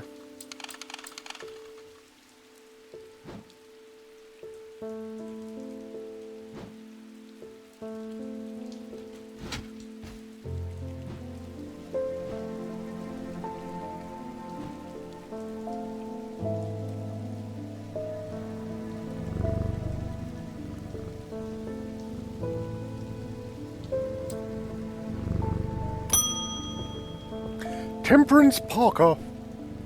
I had a quiet chat with Edmund Bishop in the Guilty Ram last night. He's always got an interesting story to tell, but last night he was different. I can tell he's worried, which has got me worried too. I know it's not much, but I'd like a shield charm all the same. Okay, shield charm.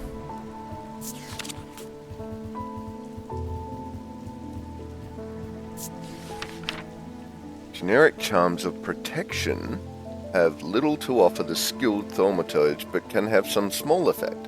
An Oshadic spirit or a wandering shroud will not abide them, for example. Such charms make use of the art of symbology and an ancient and some would say primitive component of thaumaturgy. They can be made from a variety of materials, though rarely precious metals. Okay, charms of protection.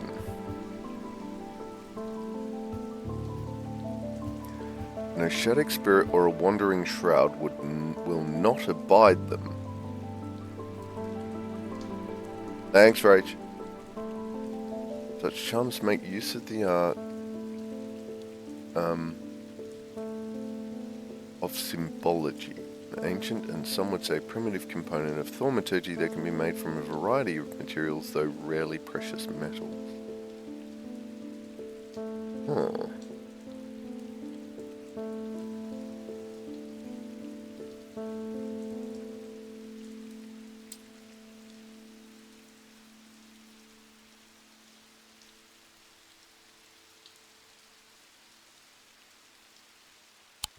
Now, I have an Oshadic.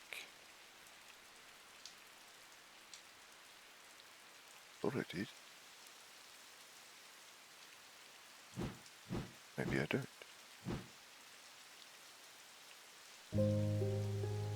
Shield charm. Well, that looks very shieldy.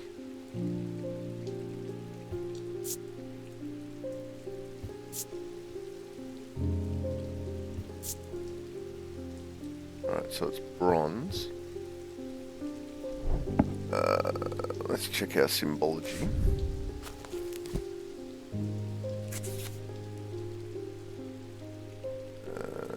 Protection, yes, that would be shieldy. What's the other one? What's the other symbol on it? Oh, like the ram horn. Okay. Insanity? No, surely not. No, that's not the right one.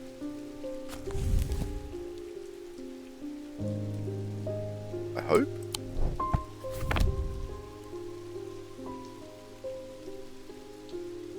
Maybe that Is insanity.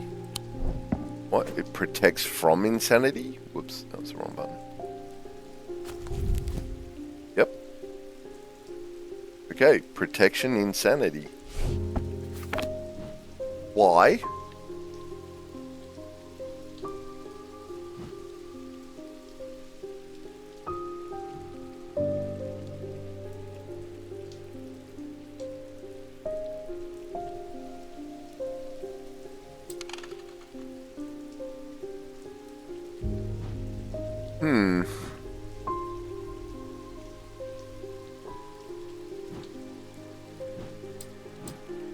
I'm assuming...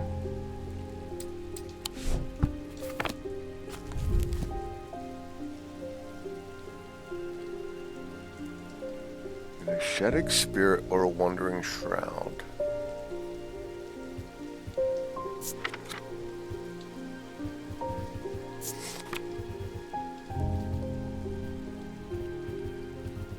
Okay, we don't have either of those.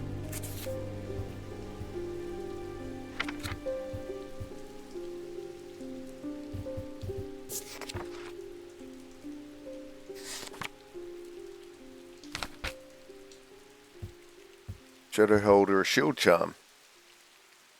Okay. Wandering Shroud is a Shield Charm.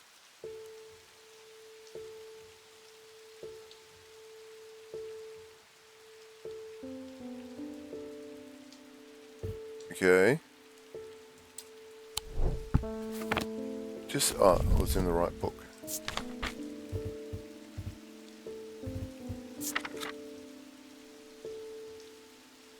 Will not abide them.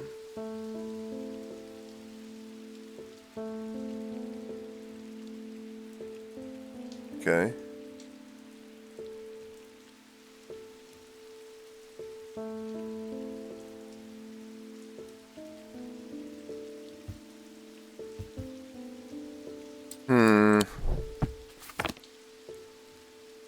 Thinking that's going to be it. But...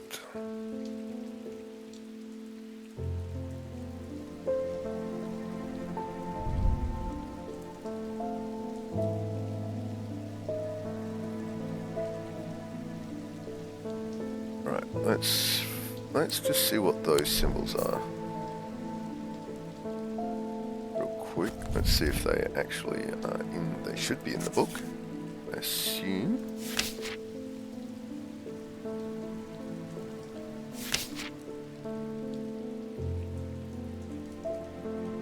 Was that one? Was cold one of them? Yep, cold. And that one's cold.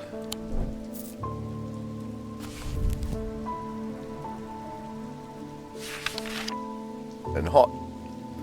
Okay, hot and cold, I'm going to go with no. Alright, let's try...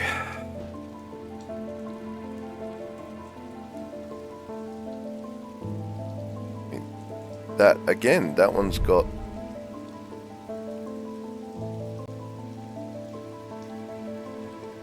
It's going to be one of those two, I reckon.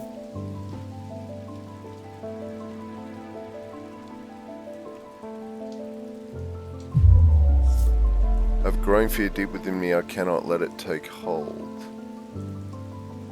Okay.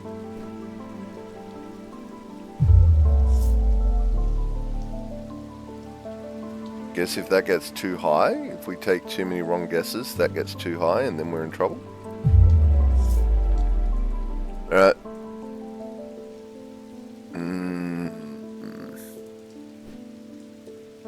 I don't like the internal symbol of that. I reckon, let's try that. Oh! Woo! Pendant has a symbol of protection. Yeah, so does that one. Anyway, we got it right. St. John's Anvil. These items have much in common with the St. John's poppy plant of the same name.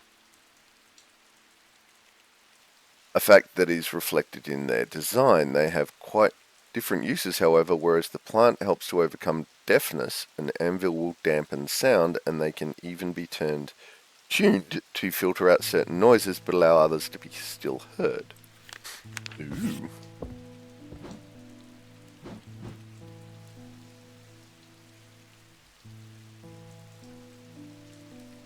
Now, that was Shield Charm that we were looking at, wasn't it? Yes, Shield Charm. Which is this one.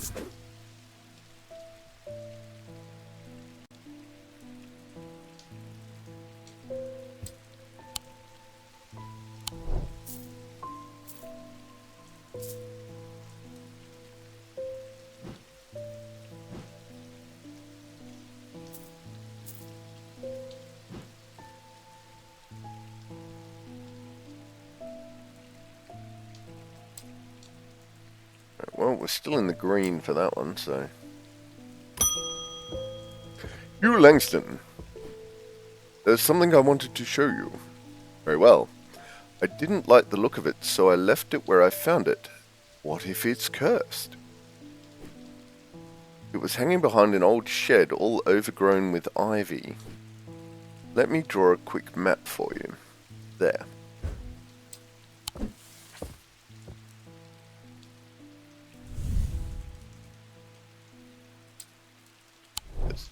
That's insane.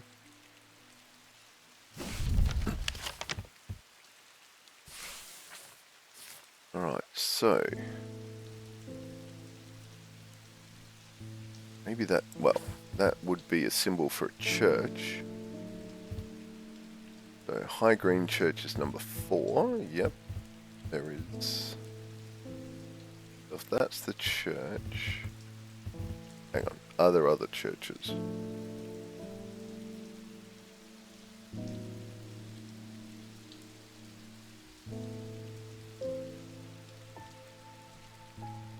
Yes.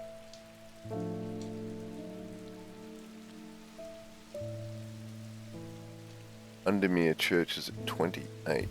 That's... oh, okay, yeah, that... okay, so that's the Undermill Church. That's the thingies. That's the pond. There's that there. There's the road, the pond, so it's going to be the pond. The shed is actually a wooden summer house that looks out over the pond, but it's clear that it hasn't been used in some time. Thick brambles claw their way up and over one side of the structure, and ivy covers the rest in a mottled green cloak. I find what I'm looking for to the rear. Parts of the ivy have been torn away recently, revealing an amulet hanging from a rusted nail. Something else catches my eye as I reach for it, and I notice there is another pendant hanging next to it, almost completely hidden by the ivy. Ooh. 2 more pendants.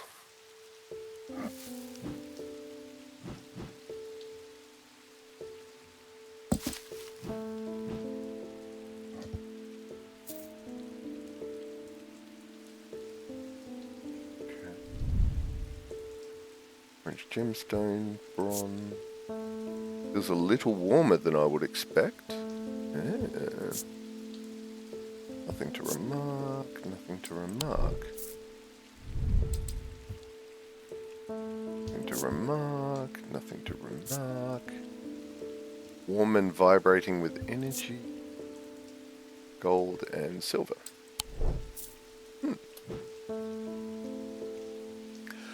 Okay.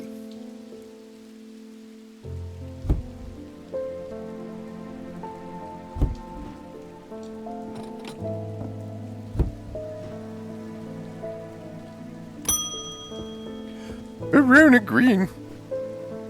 Eli's picked a bad time to leave Undermere. I've come from the Hungerford house where I've been helping Dr. Robertson and looking for any clues about what happened there. There wasn't much to go on. I did find a shattered Oshadic vessel, but whatever did this was no creeping dark. There was a strange black stain on the flagstone floor that I didn't like the look of. And the ravens. Very unusual, but at least they seem to have dispersed. I don't know what to make of it. I'm going to take a trip to Gleeston Castle to see if Edmund Bishop can shed any light on their behaviour. But first, I would like a Vesiger. Whatever this is, we don't want... whatever this is, we don't want it spreading. A Vesiger.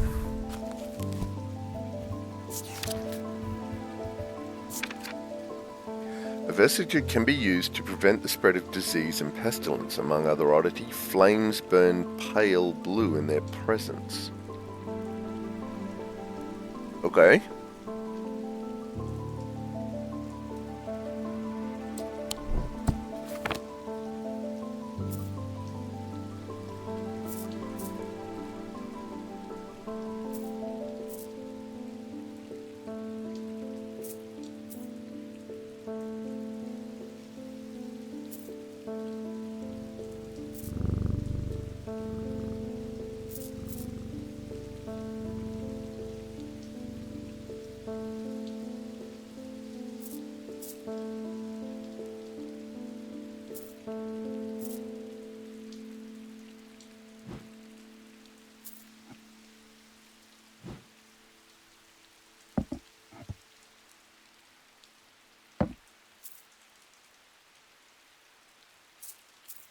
Assuming if this does happen, it's going to be dramatic.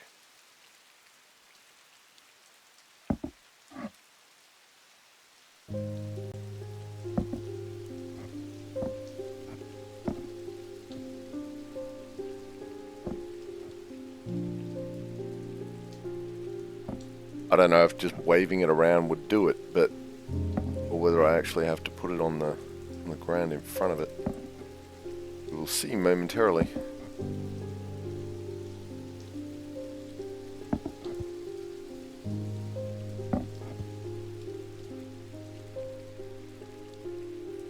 Right.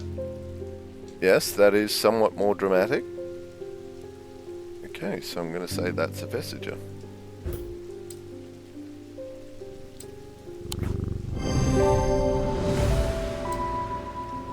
Using a candle, I'm able to confirm that the flames burn blue in its presence. Moonstone Guardian. For the banishment of Hobbs' fear and Noctic's sight, these tend to take the form of a comforting guardian. But that bad boy is a Vesiger.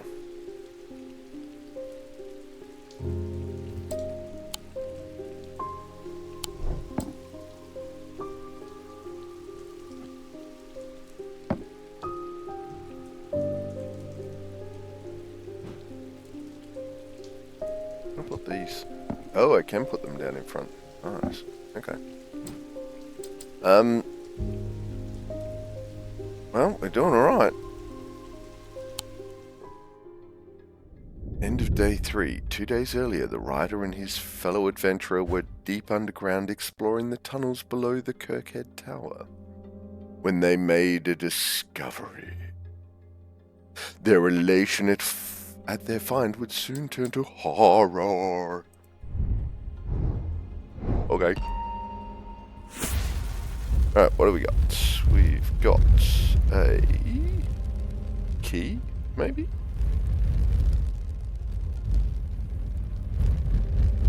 Yep, it's a key. There. Oh! Hello, key. After a disagreement between two houses, I was buried behind lock and key. Okay.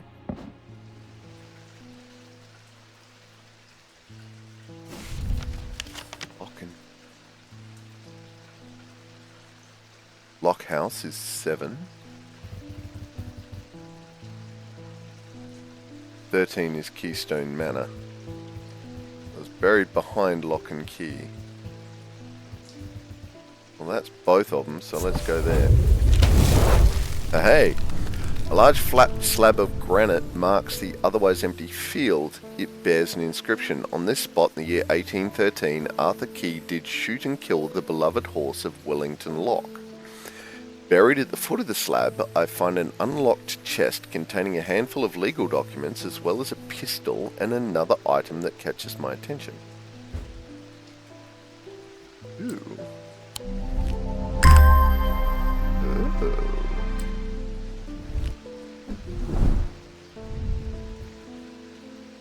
Slate, dark purple gemstones. Rough polished, rough polished, rough polished. Nothing. Nothing.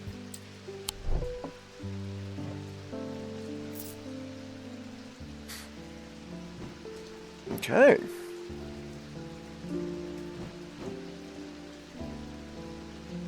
Well, so far we seem to be doing alright. Love how the stuff wobbles as you move around. Mm-hmm. I thought I was actually going to get a key to the cabinet then, to this cabinet. Because it was a key, and I'm like, ooh, but no. Right. Okay. Have we... Oh, we did. Apprentice. We've identified 10 items. We got the achievement. Apprentice for identifying 10 items. Nice. Oh, and that's the 2-hour mark. So there we go. 3 days, 2 hours. Oh, sugar. Yep. Oh. So, I'm going to take a short break. I don't need more coffee, Drake. So we're going to take a short break and play some ads, and feel free to ignore them because all we're doing is getting rid of the pre-rolls. So I'll be back. And we're back. We're back for day 4 with an itchy ear. Ooh, I'm a little bit cold. Shouldn't be. It's like 16 degrees in here. I don't know why I'm feeling cold. Let's fix that. And hope this doesn't blow everything out. Ding! Eli White. Well, the shop is still standing. That's something. Say what you will about Undermere, but this town is never quiet for long. I leave for a few days and suddenly everyone's talking about ravens and curses. I'm going to need to find Verona to get up to speed on what's going on. At least I didn't come away from Ravenglass empty-handed. I can always rely on quiet Susan to unearth an interesting trinket or two.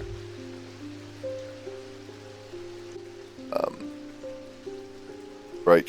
But also, hell is obviously freezing over if Ulrich feels cold. Light the beacons! Yeah, pretty much. Get my hood on.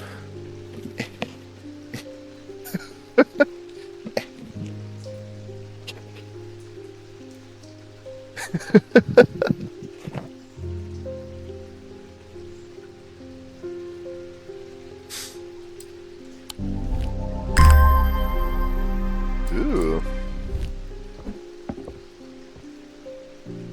What?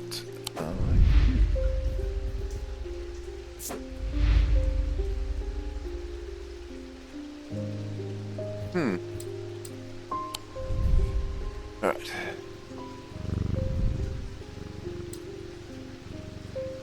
Nothing to remark. It has a smell like rotten egg. Cool and smooth. Oh, feathers. There's a feather thing.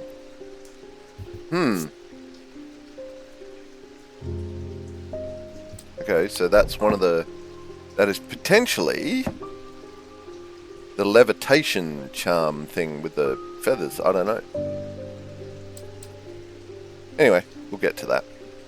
Ding! Edith Moore. I am not a good person. I am pushing away the only people I care about. Hey, she's got the... Help me do better, please. I have to change, but I don't know how. What do you have that can help me banish my inner demons and make the changes stick this time? She's got the necklace on. The Binding Seed.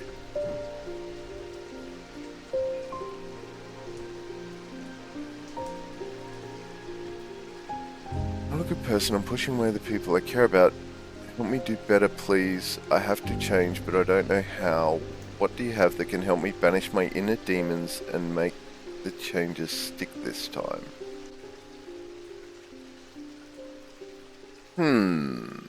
Well, that's...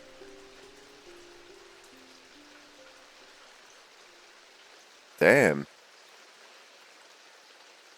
I have to change. Alright. Horned shackle or a libula.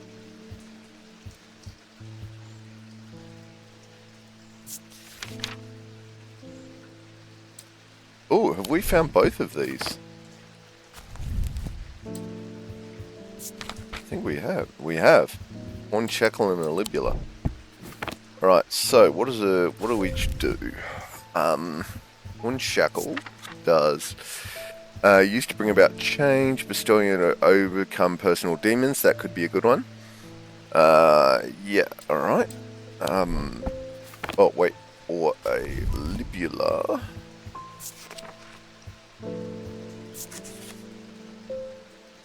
Reassurance in time of upheaval and change, but they are not held in high regard. That being said, Original Wisdom shows that libula is not merely decorative.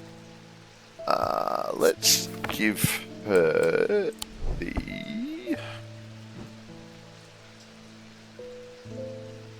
nope. Which, that was the... No, that's the Hunter's Boon. Which was... Oh, that was the goat, wasn't it? Horned Shackle. Is that the one we want to give her?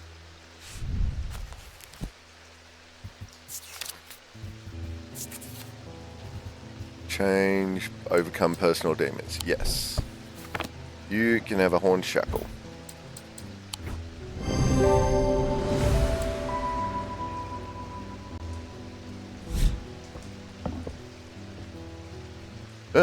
Okay. Fine by me. Francesca Robertson. The Evocant didn't snap Mr. Hungerford out of it, unfortunately. It's strange. At times he appears almost awake, but he is deep in some kind of trance and I can't get anything out of him. He seems to be searching for something.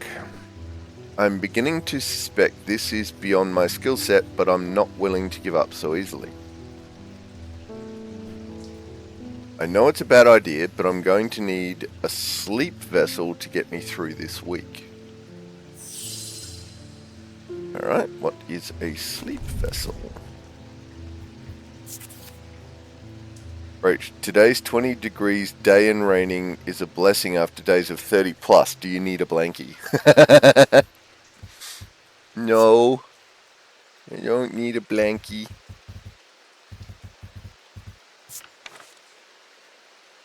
Sleep vessel. The 6 points of a sleep vessel are said to represent 6 thaumic disciplines: Selenic, Daedric, Notric, Turnic, Witric, and Mentic. They help people stay awake beyond any natural limits by storing their fatigue. Over time and repeated, they used to become more difficult to handle, as though undreamed nightmares within are beginning to sleep out. 6 points of a sleep vessel, that is protection and madness. I'm thinking is that thing. Although...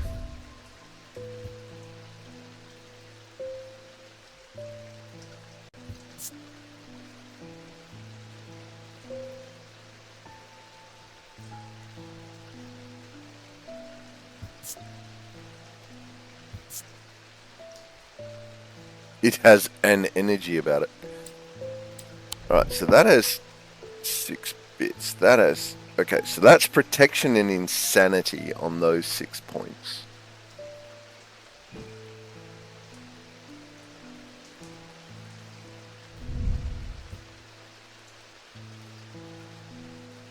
It holds untold fears inside. Nothing... somewhat painful? Okay.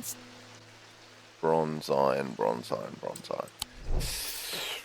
That has 6 points on it too. So we've got that 6-pointed thingy, we've got that 6-pointed thingy, and that 6-pointed thingy. That said,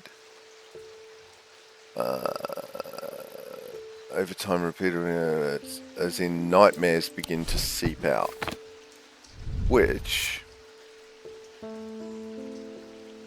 would be nightmares. Alright, so I'm going to say that is a sleep vessel. Nice. 6 points. Closer inspection reveals the darkness inside. Huzzah! Resonance compass. A resonance compass will point towards nearby resonant objects, the only objects that can be detected in this way. Resonant objects are highly prized, both by thaumaturges and those who collect occult curiosities. Huh. Okay.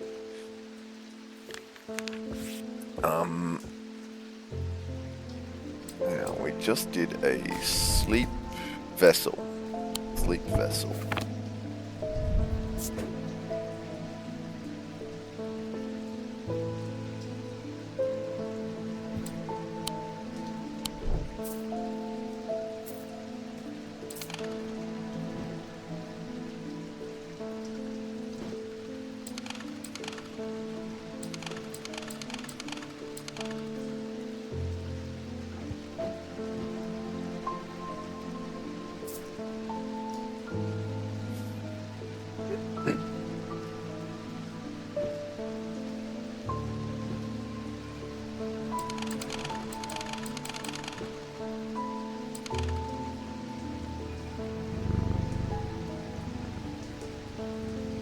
Oh! We just got the trophy feline priorities, which is Pet Jupiter 30 times. Only 42.2% of players have that achievement.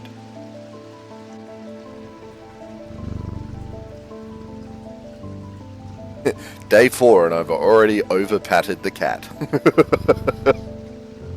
Who knew? Who knew? Althea O'Shea. Many years ago, I owned a silent breath, but it was already old when I inherited it and its power died soon after. It's about time I replaced it. Okay. Silent breath.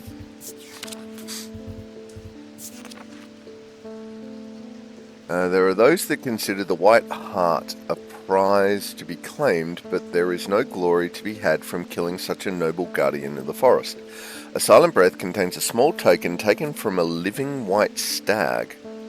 While the stag lives, the item will retain its power, allowing the bearer to sense danger before it arrives. Okay. Clay. No, nothing from a white stag in that.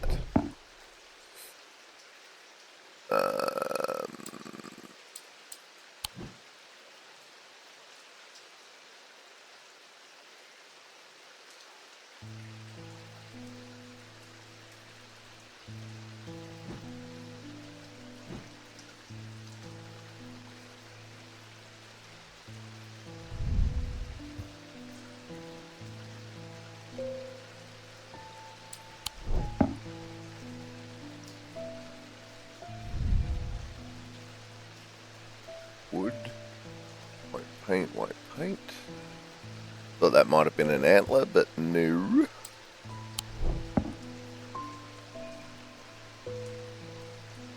And from a white stag.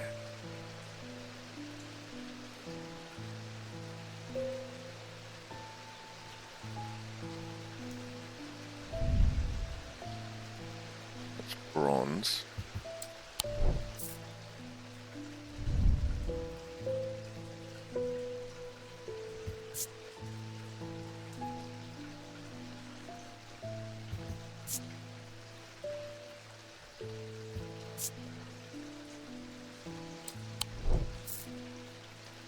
Hmm.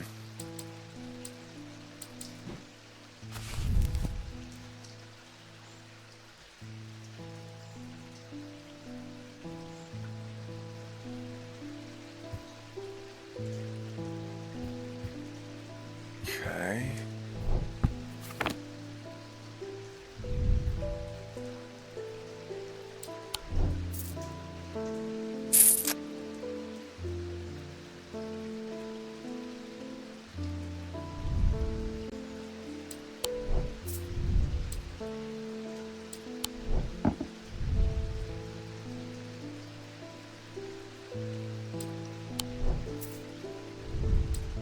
I think we just did that one. We did.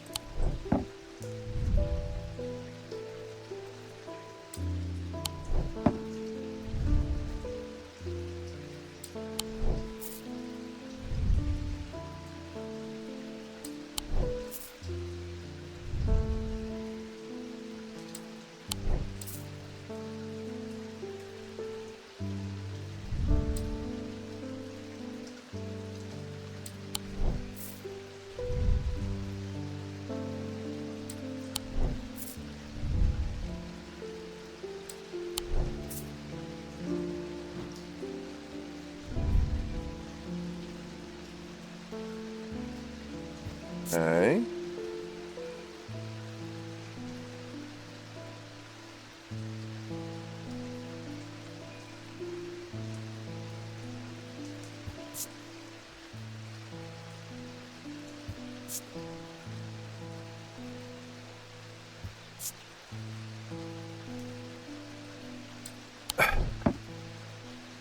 I mean, there's nothing on that that would be from a...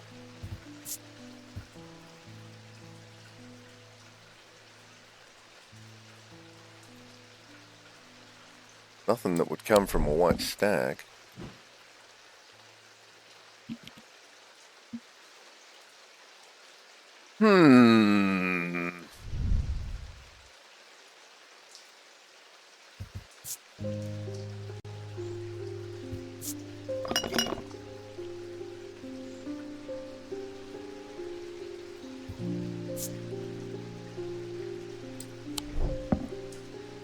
Damn. Alright.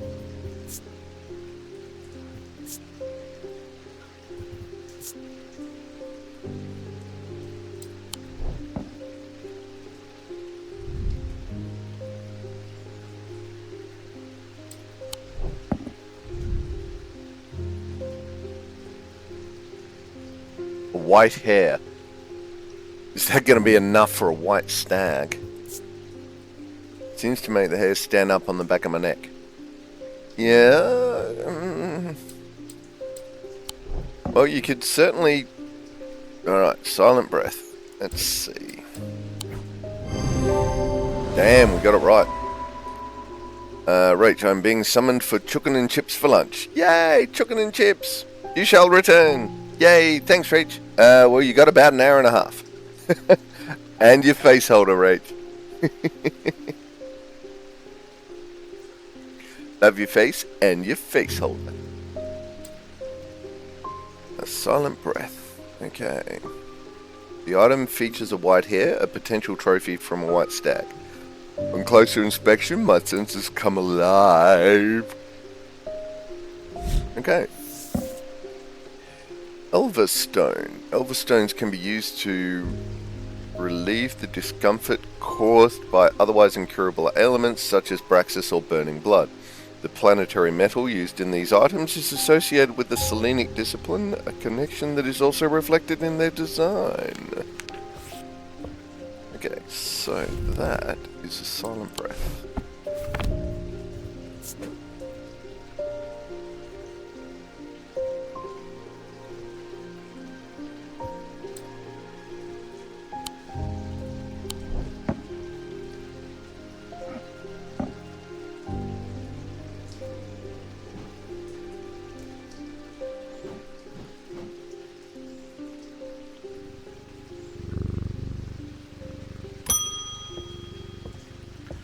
Rufus Schiller.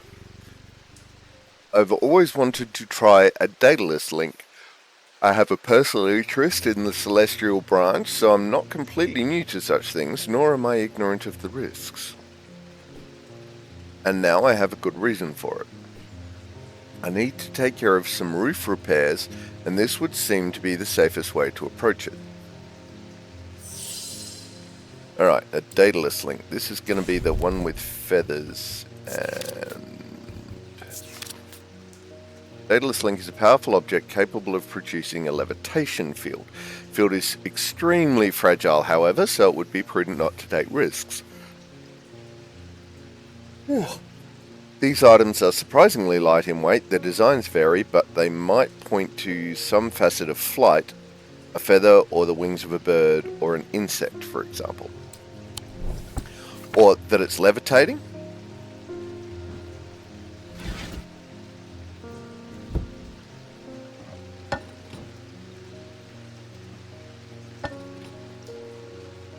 Yeah, that is very light. It's less than half a pound. That is very heavy, even though it has feathers. What do we got? I have nothing to remark. Nothing to remark. Rough and pitted. Stone.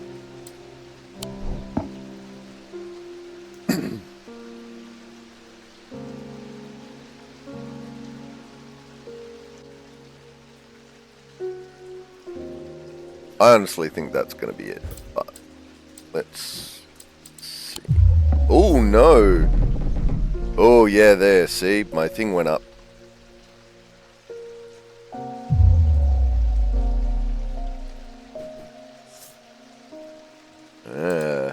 Yeah, okay. So that is not the dataless link.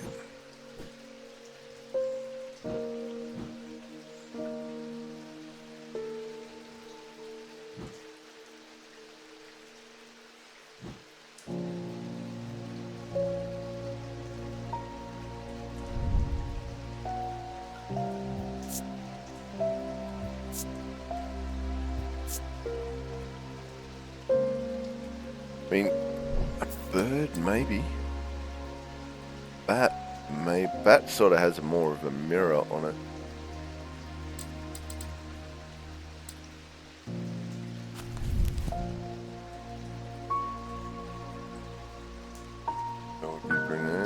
Surprisingly light in weight. The designs vary, but they might point to some facet of flight, a feather, or the wings of a bird or insect.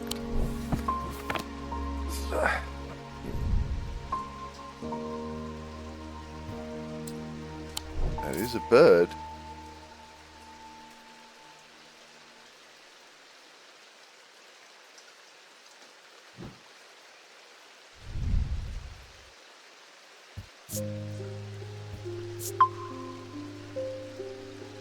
Oh, every sound has become both louder and clearer.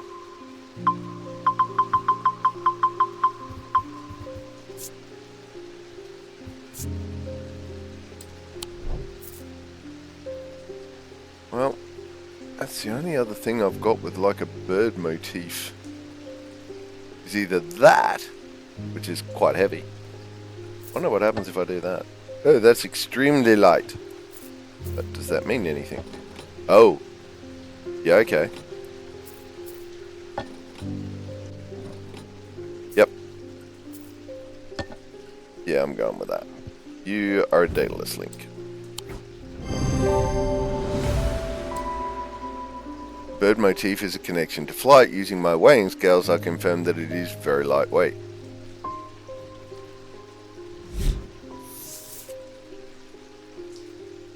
Cusic Purifier. A small topaz gemstone known as the Eye is placed in strong-smelling liquid, usually some potential barley spirit or vinegar. Small tokens, such as rings or amulets perhaps, submerged in the liquid and left for a full cycle of the moon, are cleansed of simple abused curses or hexes. Of course, there is a limit to the effectiveness of this process. You are a dataless link.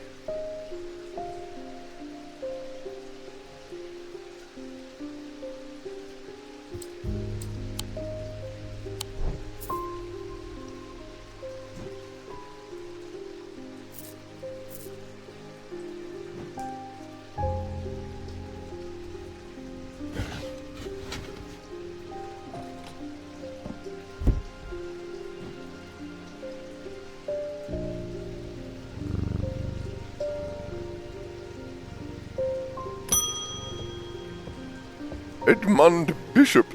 The ravens are back, I see. Looks like it's going to be worse this time.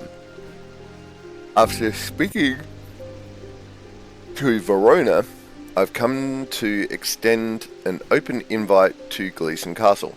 My family has lived there for generations, and I know there are artifacts that would be of use to you gathering dust in hidden corners. All I ask is that you stay out of the South Tower and the master bedroom. Guess where I'm going?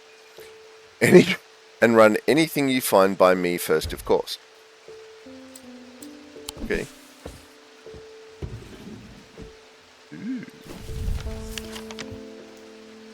Ooh. Use the buttons on the left to change maps. Ah. Okay. Here's something to get you started. Walk past the main staircase and turn left. Follow that corridor down to the end and go through the door to the left. There is a small plinth in the corner of that room with an item on it that you are welcome to. I never did like it anyway, Edmund. Walk past the main staircase and turn left. Main staircase. I guess it's that one. Walk past that and turn left. Okay.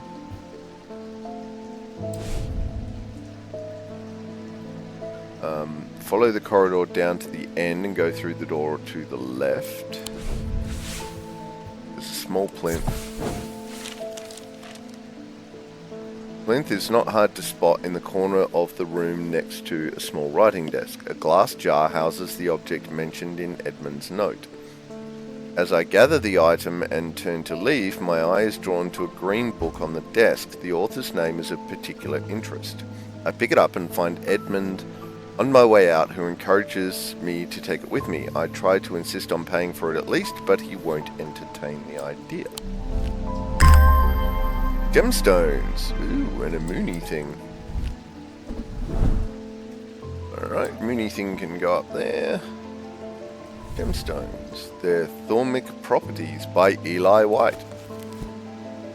Okay, amber, yellow, sunstone, firelight, purple, containment, pale blue, turquoise, water, dark green or black with flecks of red, dark stone for dark purposes, light, jade, ironite, malachite, moonstone, obsidian, onyx, topaz, vivinite. Okay, cool.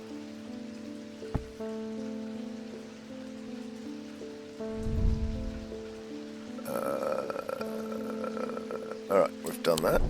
Okay, that's fine.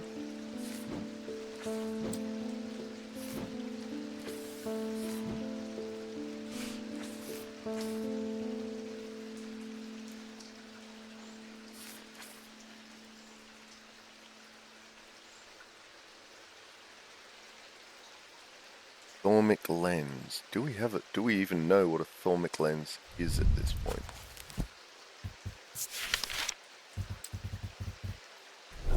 Oops. Oops.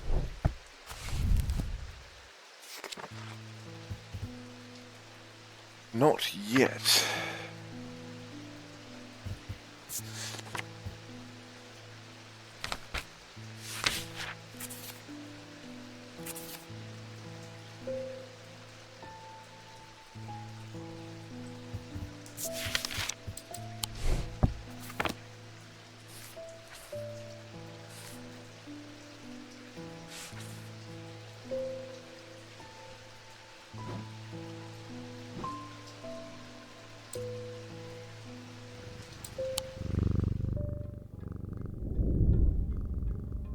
At the end of a long passageway, after days spent clearing away dangerous rockfalls, the duo came upon a chamber.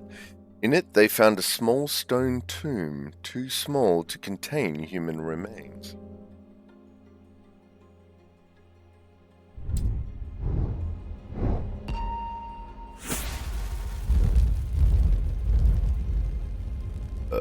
Okay.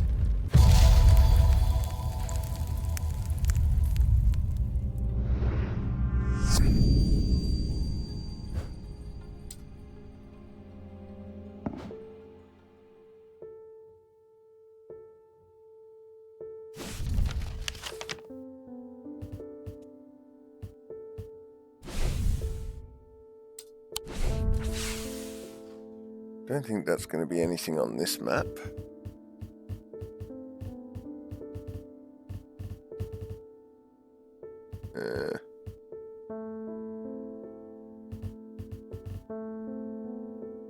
That is the correct shape. Damn! Portrait of some dead lord eyes me suspiciously as I enter the room and start absent-mindedly opening drawers. The room is cold and austere, and I am about to leave when I spot a crate under the chest of drawers. This could be something. Ooh, hello. Cool.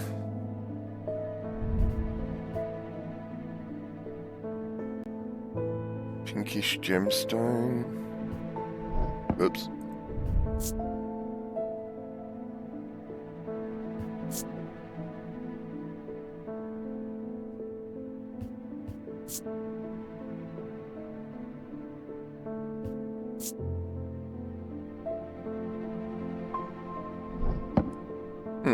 Alright.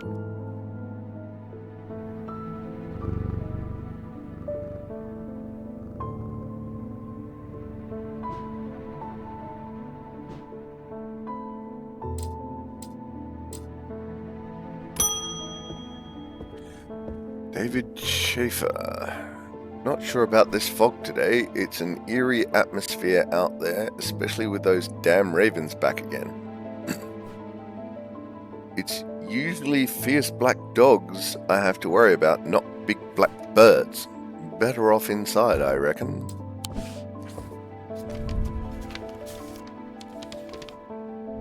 The triangle has intrigued me ever since I first heard about it as a young boy.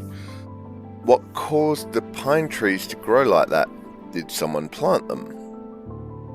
I know you'll at least have heard of it, but did you know this? I calculated the exact center point and there's a small clearing there. It can't be a coincidence. What's more, there is a certain energy about it, not entirely welcoming either. I wonder if you might take a look for yourself. Thomas Pope and Hamish. Thomas Popey Hamish? And Hamish.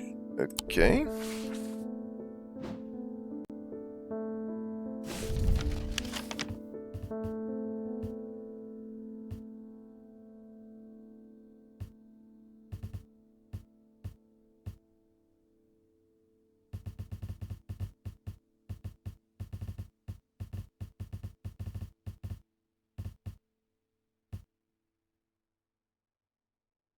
"32, the eye." Maybe?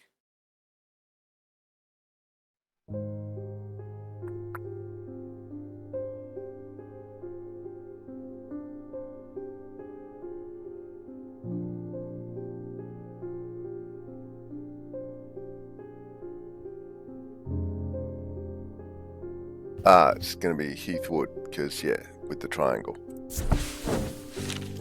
Sure enough, as I approach the center of the curious triangular copse and the heart of Heathwood, I come across a clearing, and a tree that has been split in two stands in the center. Sunlight breaks through, and I take a deep breath, cleansing pine and earth. I almost immediately I'm struck by a sense of ominous power, and my intuition tells me that there is something unusual here at the heart of the wood. I examine the broken tree and notice some strange markings carved into the trunk. Heart beating faster, I spot something else embedded in the wood. 3 pendants arranged in a triangle shape. Ooh.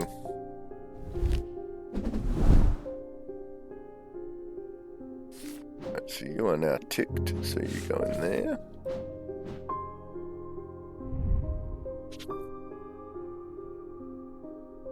Nothing to remark. It's detailing. Green gemstone. Alright. Deckways. With bronze. Uncool.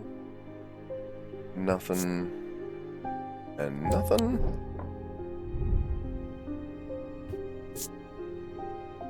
Tin. And nothing. Alright. Well then.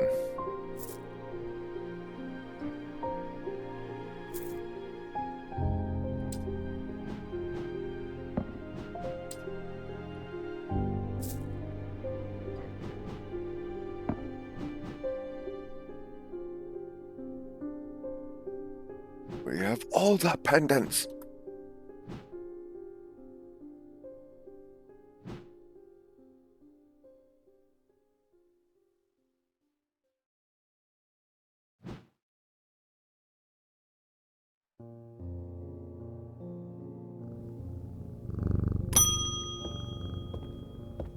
Gus Fury.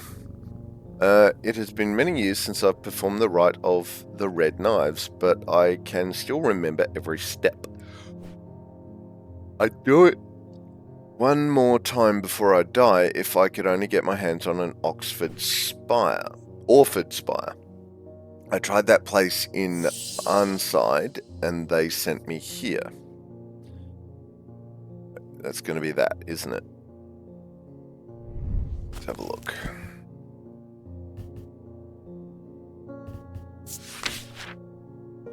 During the rite of the red knives, an Orford Spire is fully submerged in goat's blood for 9 days and 9 nights. When performed correctly, the rite is said to impart vitality and clarity of thought, although perhaps not for the goat. Okay. An Orford Spire is fully submerged in goat's blood. Well, maybe it's this thing. It has an energy about it.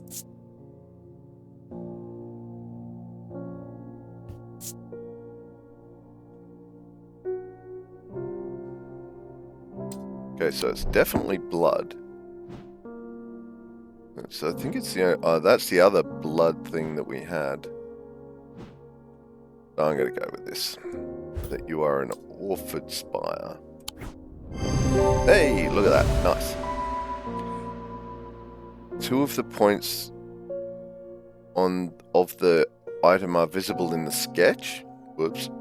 Closer inspection reveals dried blood, suggesting this item has been submerged in blood.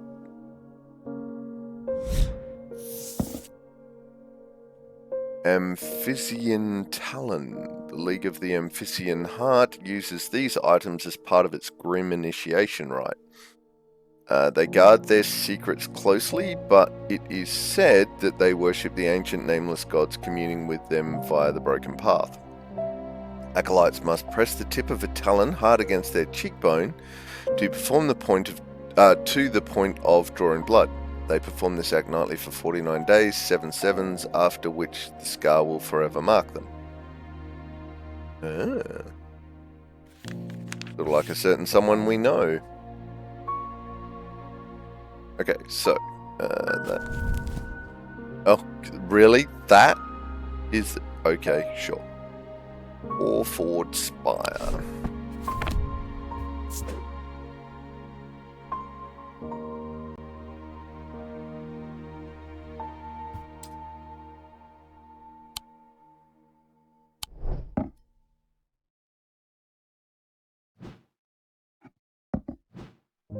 You know what? Let's move these over so we've got more pendant things.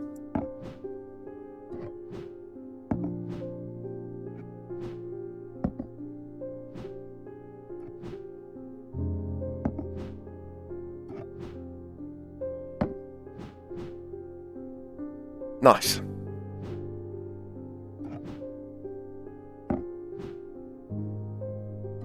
You have been identified.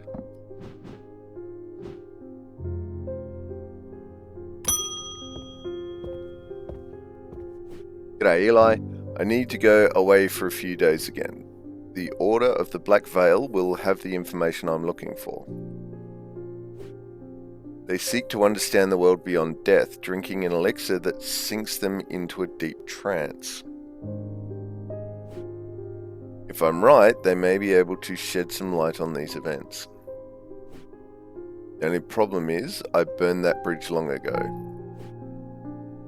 Could you hand me that Guise of Lillian? It won't be the first time I've used one to get around their hatred of me. Ooh.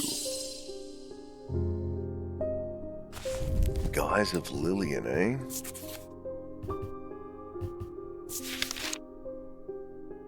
These items can allow the bearer to pass unrecognized.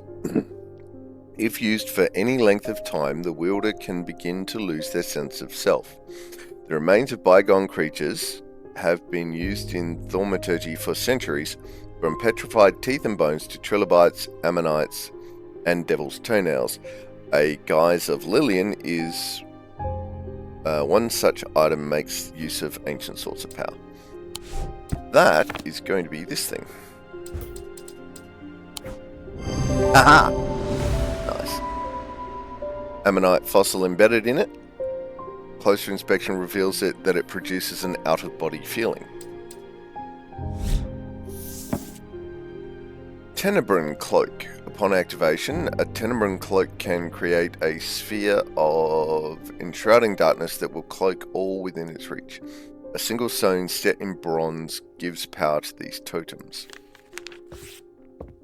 Right. That is, what do we call that? Guise of Lillian.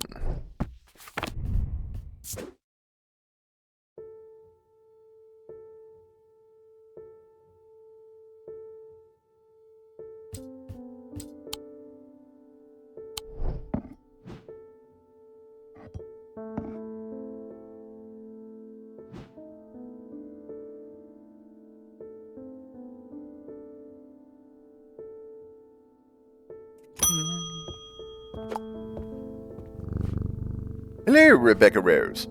Oh, is that a cat? My eyes have completely gone now, but it's good to know I still have my cat senses. I do hope I'm in the right place. My daughter told me about a shop that specializes in unusual items. My life's joy has always been painting. Without that in my life, I'm afraid I'm at a bit of a loss. I know that I will never see again, but is there anything in your collection that might help me paint again? I feel a little foolish for asking. It seems such a small thing, but to me it means everything.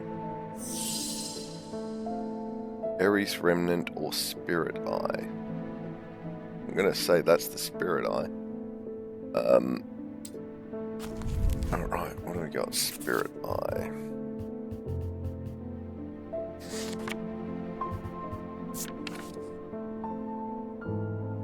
There are some who stay away from spirit eyes, believing them to be a window into a world that should not be seen, and others who deride their fear as nothing more than superstition.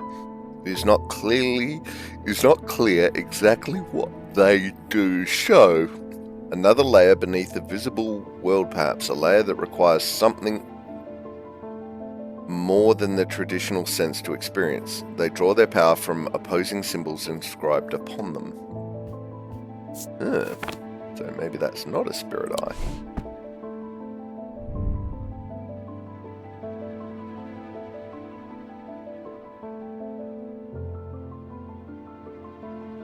Well, in that case, if that's not a spirit eye,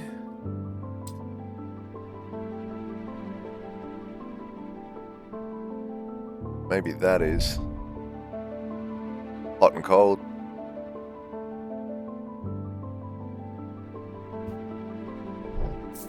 Maybe.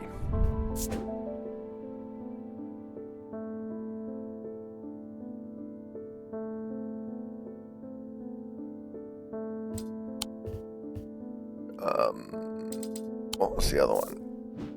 Ares. An Ares remnant.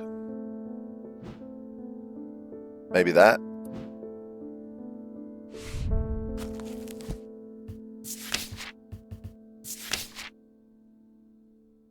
These objects induce a form of synesthesia, where colours and tones, light and shallows, can be felt through touch. Ooh. They are sometimes used by those who work in low light conditions, such as miners. The gemstones in an Aries remnant are arranged in the shape of the constellation that shares its name. So that is going to be that, I reckon.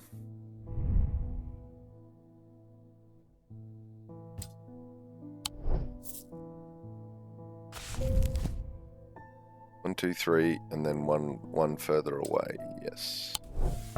I reckon that is an Aries remnant. And I reckon I'm going to give her that, because that seems a better choice.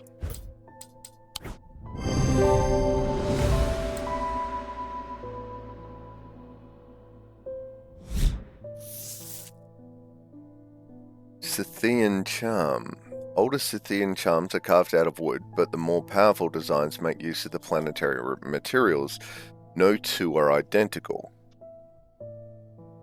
They are used by horticulturalists to encourage stubborn plants to thrive. They change with the weather, usually quite cold, but warm and tingly to the touch while it is raining. Okay. That is an Aries charm. Aries remnant. Aries remnant.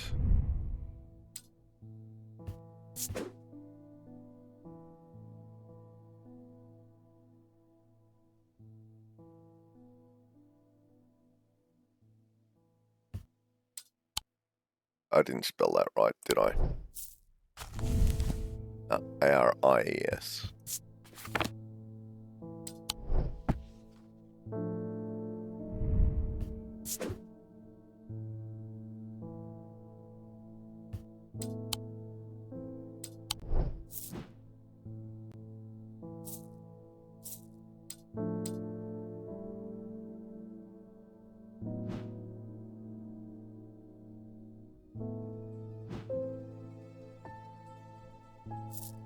Yeah, we don't know about those. They're still questionable.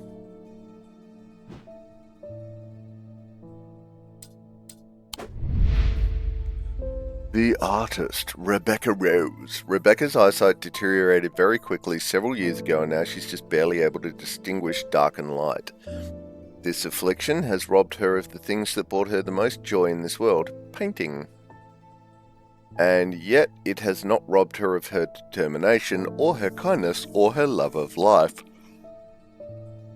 When she learned of strange antiquities and that it might hold a way to restore her sight, she was hesitant. She never did anything without careful consideration, but eventually her desire to paint again won over, and she decided the risk was worth taking. Oh, so we are now a little over halfway through the humans, and a kitty!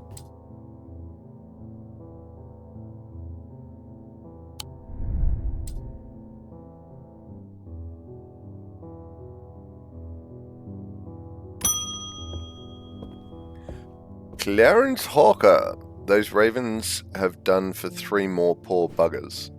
2 of them are up at Calgarth, and another fella, a fisherman. People are getting a bit panicky around here. Nothing natural about folk turning up with eyes all black like that. And now there's fog too. With the nights drawing in and me working late, I refuse to walk down Holbrook Road without so much as a lantern. I had something nice and bright in mind. A fun bond.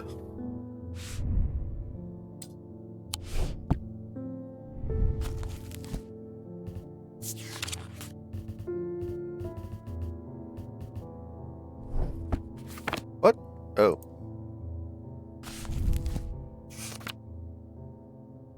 Sunbond. Sunbond is small and lightweight, designed to be carried discreetly and made of non-precious metal of some kind, housing a gemstone of light. They carry the warmth and light in the sun, a brightness that can pierce the darkest gloom. Okay.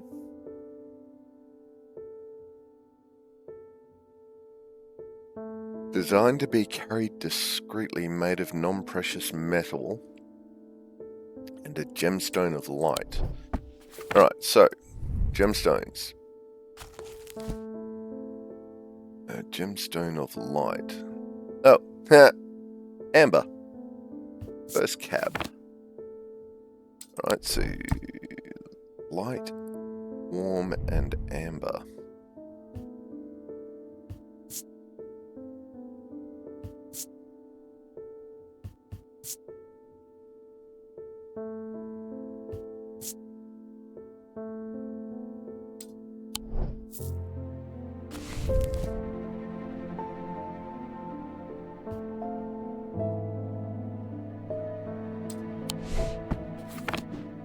Is there somewhere we can, like, make it light things up?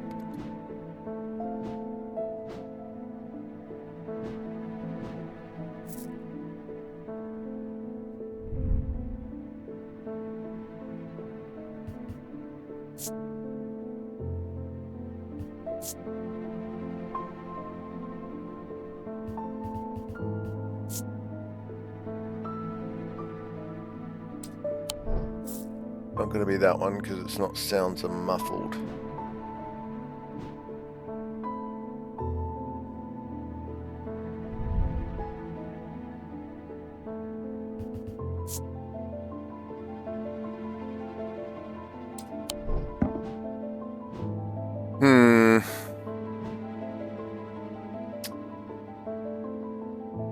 All the things I've got, I think this is the one. Hey! Amber gemstone, stone of light. Made of bronze, non-precious metal. Close inspection reveals it's strangely warm. Nice. Cyrene ward. Made from basilisk scales, a material known to endure intense heat, these unusual objects can permit the bearer to withstand fire and flame and remain unharmed. They do not, however, offer protection against the deadly basilisk itself. Ooh, so that was a sun bond.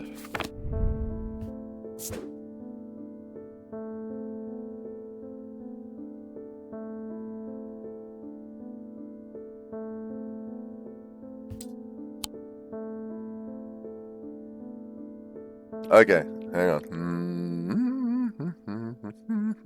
No. I can smell burning toast. I'm not having a stroke.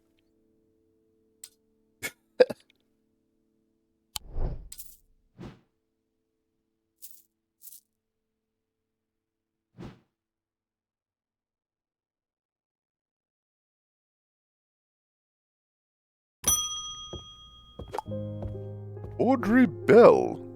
Bend your ear to the trees, hold your palm out to the wind.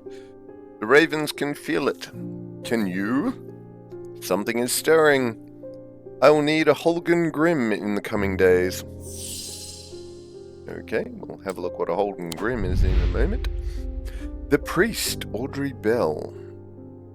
Followers of the warrior god Holgar are not easy to come by, but they make up for their low numbers with zeal and grandiosity. Their priests have all the self-appointed authority of a village fete organizer, and the power struggles between clergy and acolyte are as bitter and hard-fought as many a debate about bunting or cake stands. Okay. Audrey has strong opinions about death and the afterlife, perhaps forgetting that the god she follows is best known for sending thousands of people reluctantly to it. Audrey has strong opinions about death and the afterlife, perhaps forgetting that the god she follows is best known for sending thousands of people reluctantly to it, but had very little to say about its substance. Okay. A Holgen Grim. What is a Holgen Grim? These eerie creations are worn by priests of Holgar in various rituals relating to death and the afterlife. The sacrament to ask for his protection, Wolf's Song Truth to seek judgment, Path of the Warrior to help the dead find their way. Okay.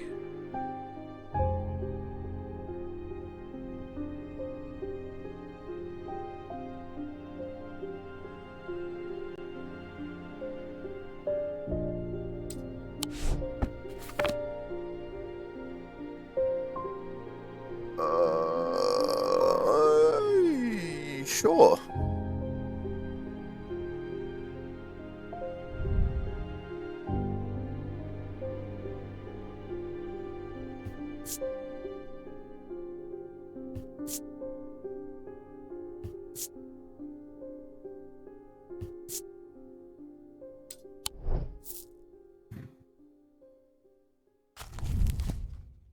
Hell. Okay, an eerie creation. So it's a protection.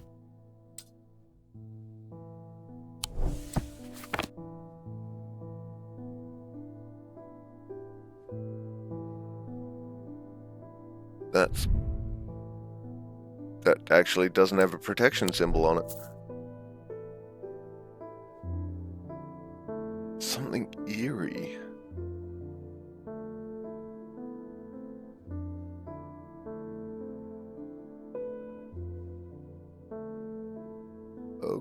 Okay.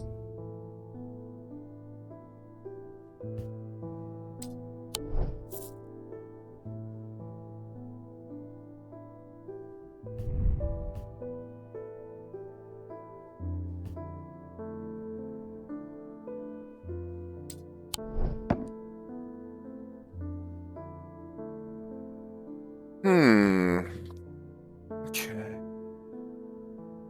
I mean, is it something in there? Doubt it, but... Okay. Nothing. Nothing.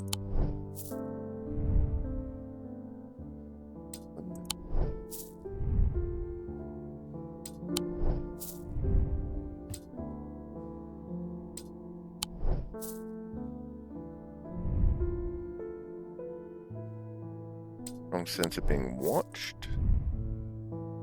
Nothing.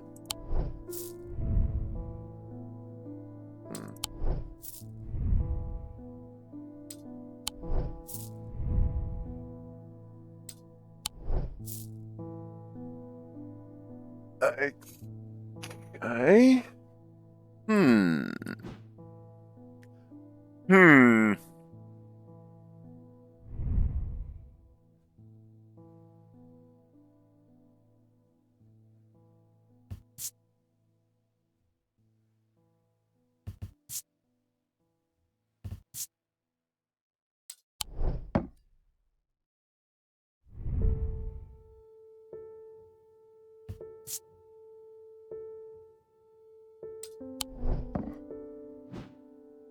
This is not helpful.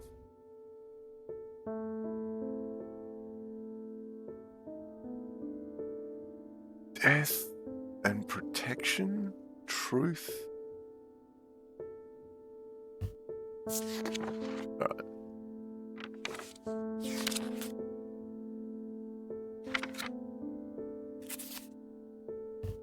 Truth is ever can't.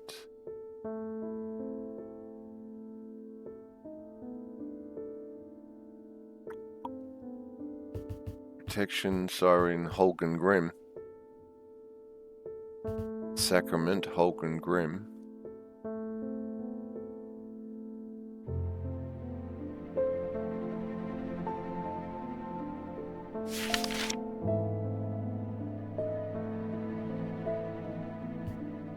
Okay.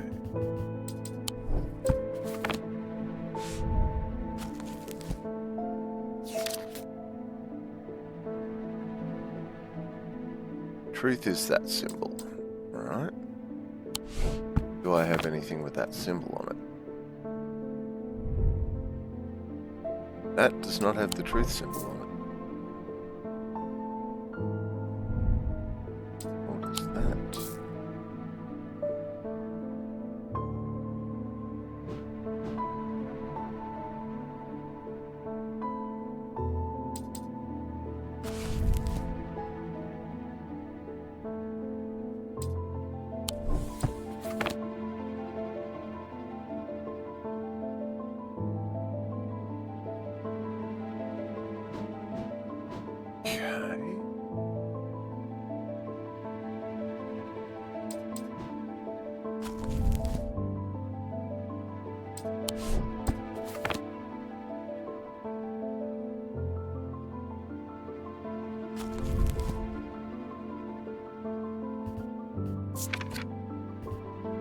Alright. This one's proven to be a bit... Oi. This one's proven to be a bit...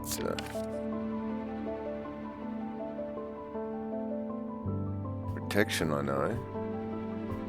Truth, Path of the Warrior. That's protection.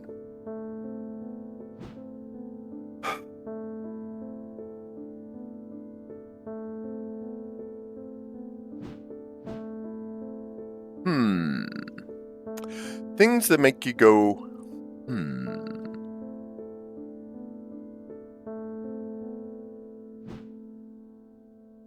You know what? Let's just throw that in there, see what happens. Nope.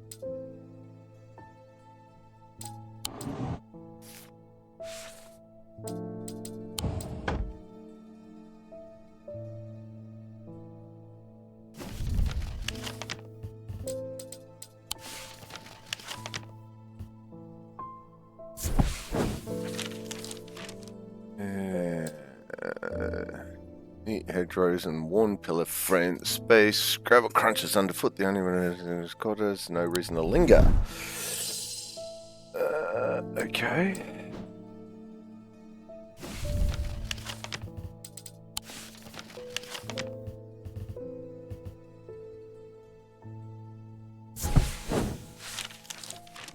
This was a mistake. Okay. Ooh. Whoops. Okay. That just made my goober go up.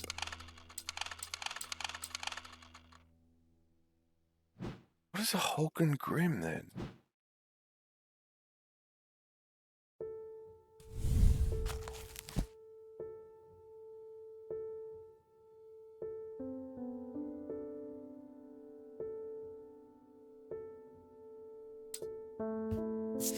What is the partner do? Ah, stop it.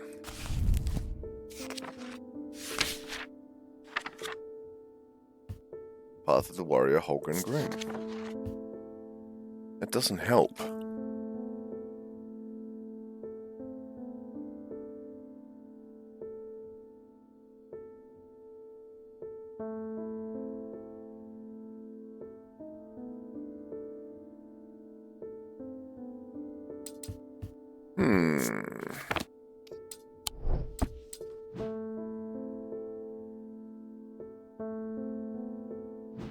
Let's just throw this in just for shiggles. Nope. Oh, that's getting worse.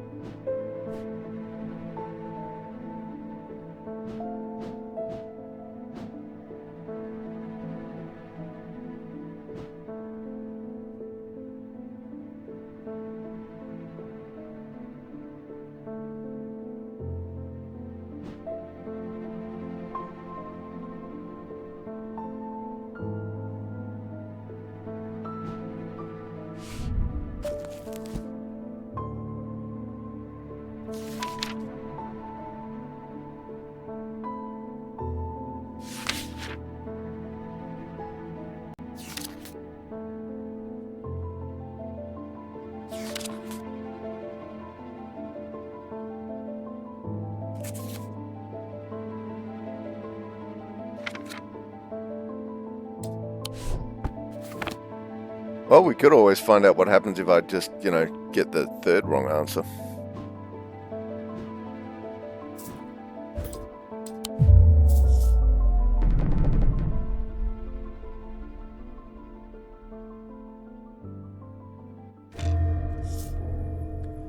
Ooh, a deep fear has taken root. I must break the hold it has over me.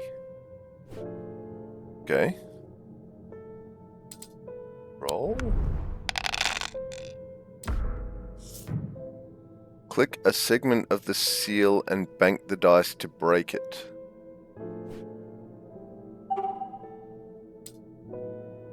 Bank. Ooh. Roll.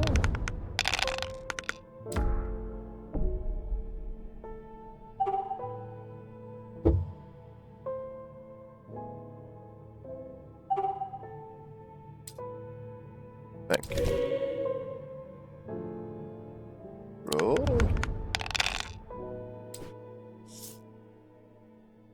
Click a die to unlock it. Oh, okay.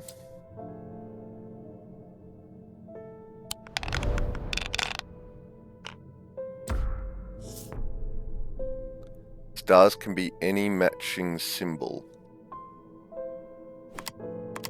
I'll lock those two. Now I need another snake. Snake!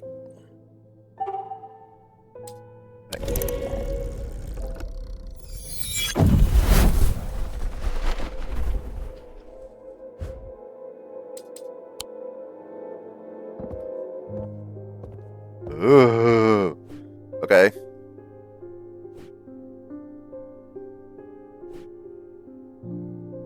Hey, win the dice game. I got the sanity restored one.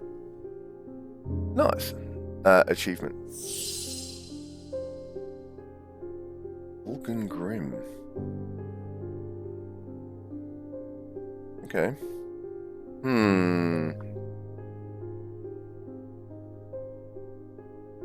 Alright. Vulcan Grim, Vulcan Grim, Vulcan Grim.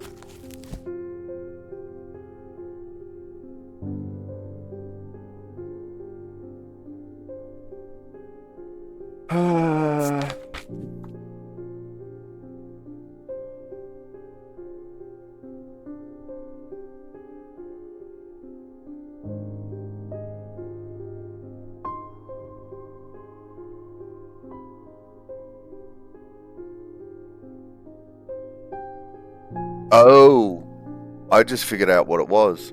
What it is. It's that.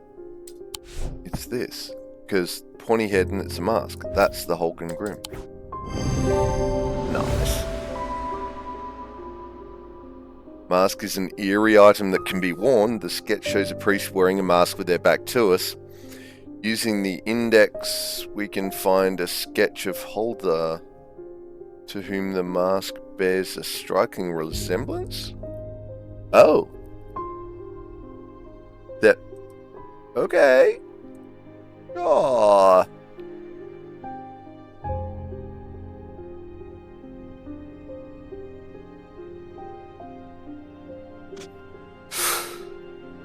The gemstone is Vivinite, a stone of death. Lead heart.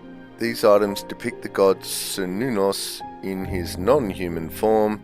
They are heavier than they look due to the core of lead hidden by a more modest exterior. They are said to kindle romantic interest and sometimes given as wedding gifts. Okay, so that was the mean Horcrux. Organ Grim.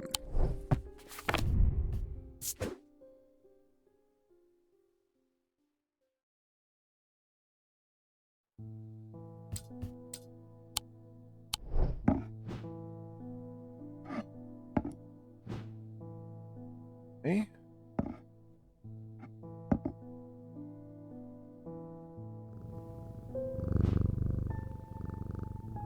Now,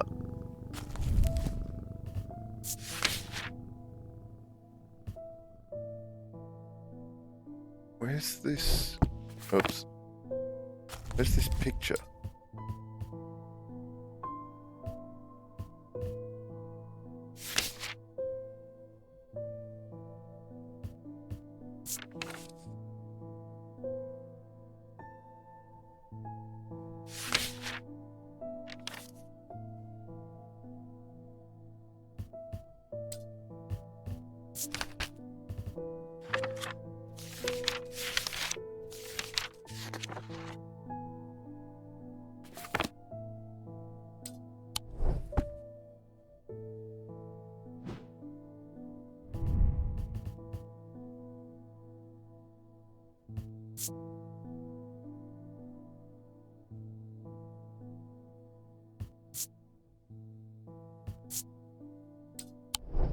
Okay. I don't know where the picture's meant to be.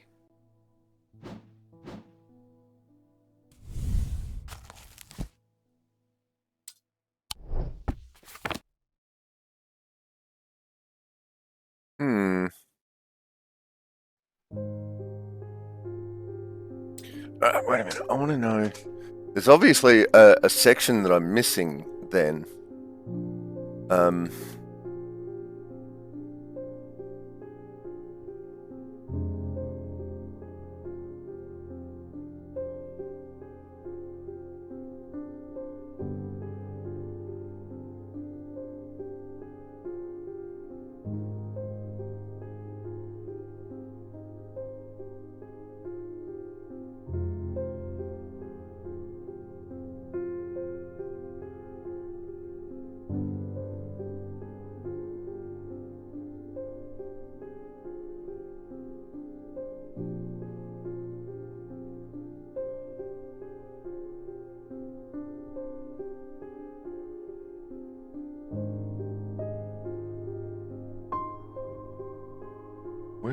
There was a picture that said about it, but where?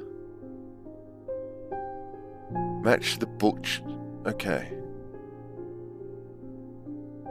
Where's the book's sketch?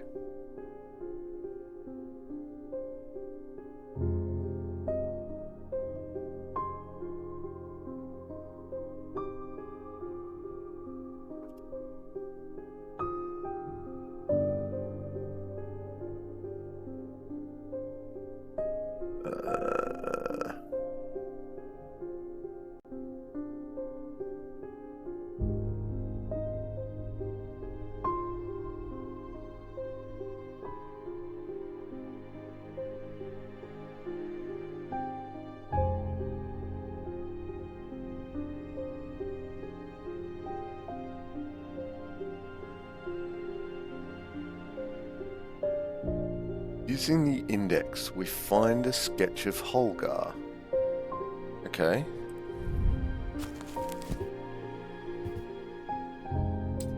Oh, hang on a minute. Is it H? Holgar. Oop, no. Grim Heart Chamber. Ah, it's in Heart Chamber. Right. Holgar wielding his twin. Right. Okay. That would have made it somewhat easier. But now we know.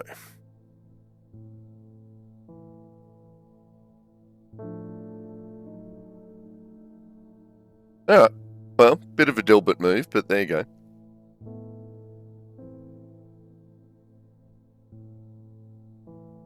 There's a vast skull in the catacomb said to be that of the beast Blencathra. Holgar's followers believe that when he slew it, he trapped its soul along with its power in an item known as the Wraith Chamber. Heart chambers are based on this mythical object, but they have morphed over time in a way to keep those dear to us close to heart after death. Okay.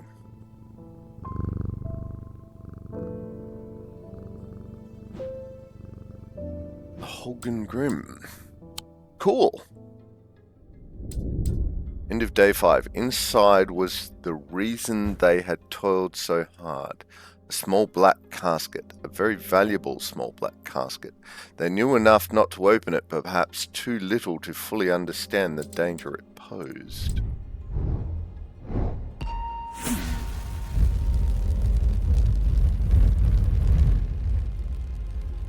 Okay. Ah, set of stairs. Alright. Up the stairs, left, then left again. Second on the right is where I spend each night. Well, that's gonna be in here. Up the stairs, then left again. Second on the right. Up the stairs and left. Up the stairs and left. then left again. Second on the right is where I spend each night. Smell and sounds of cooking greet me as I enter the castle kitchen, simmering stews and clinking pots, hard to make presence conspicuous, so I leave it to them. No.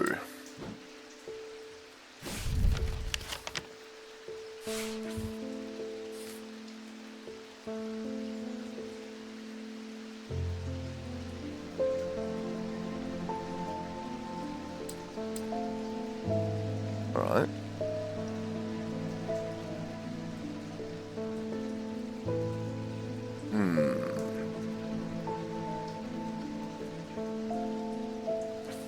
Up the stairs, then left, and second on the right, no, there's a hallway.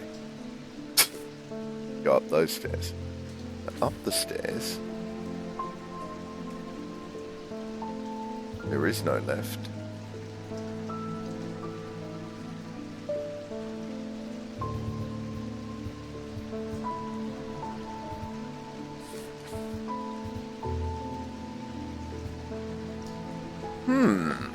Okay.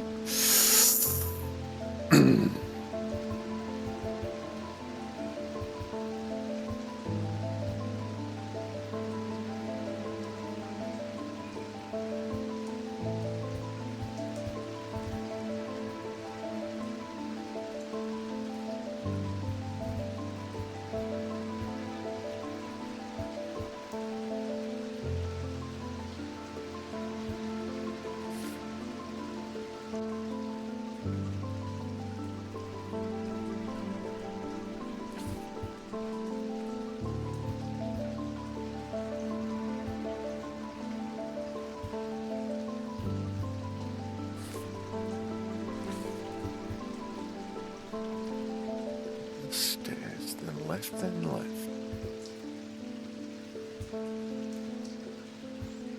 second on the right. That's where I spend my nights. Holy crap, okay. The bedroom looks like it hasn't been used for some time. A thin layer of dust coats the furnishing and cobwebs decorate every corner. Pulling back the thin curtains lets some light in, but more importantly, they reveal a macabre item that has been hiding on the windowsill all this time. Ooh.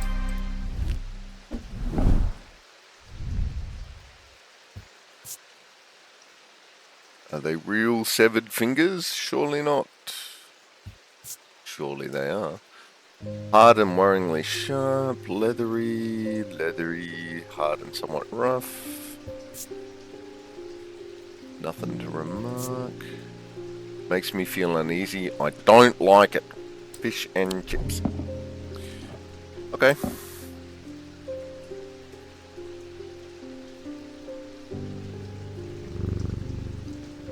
Day 6.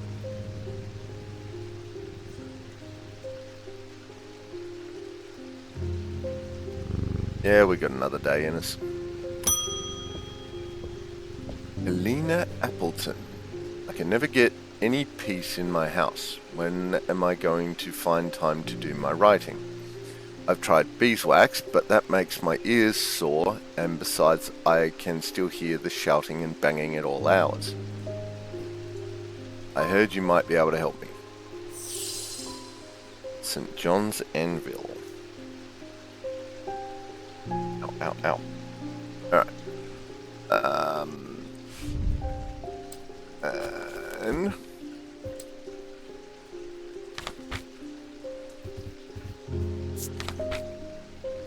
these items have much in common with St. John's Poppy.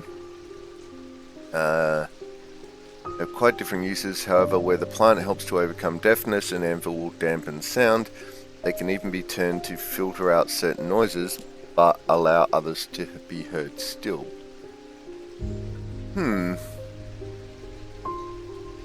So it reflects in their design. Okay, so... yeah. Oh, wow. Okay. Ha!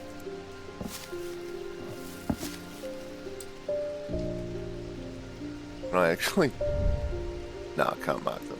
That's fine.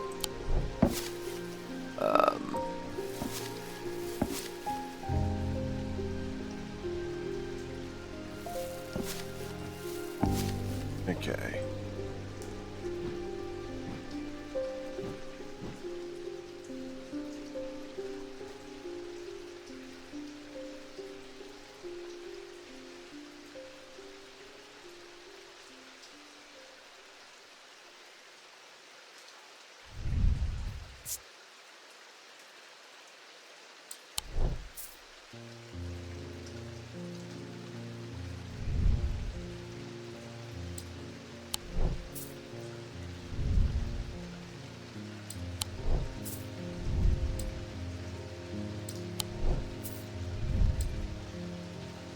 Aha! Sounds are muffled in its presence.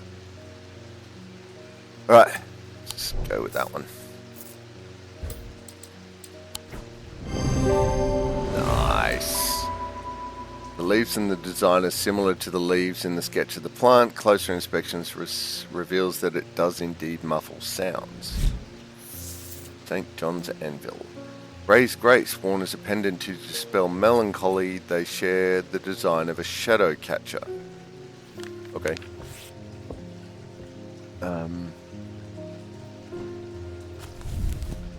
St. John's Anvil.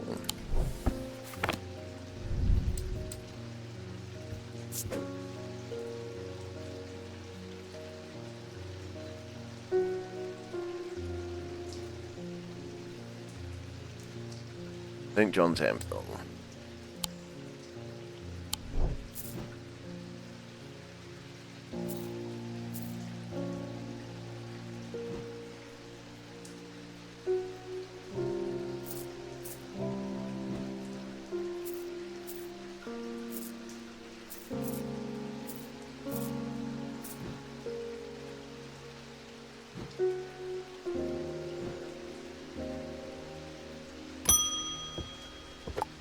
Barton Potter. You must be the thaumaturge's apprentice. I bet he's a hard man to work under. He's helped me out more than once in the past, though. And speaking of the past, my eye has been aching again lately. That can't be a good sign. I'd be willing to make a fair trade for an Elvis stone if you have one.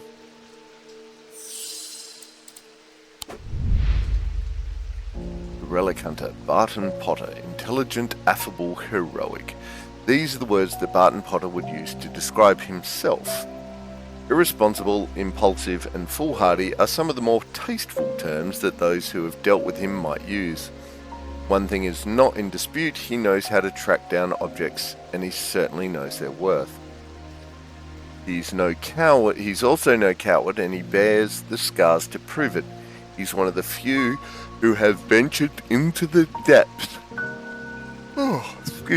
Into the depths of the catacombs and lived to tell the tale. And tell the tale he does, at the slightest provocation.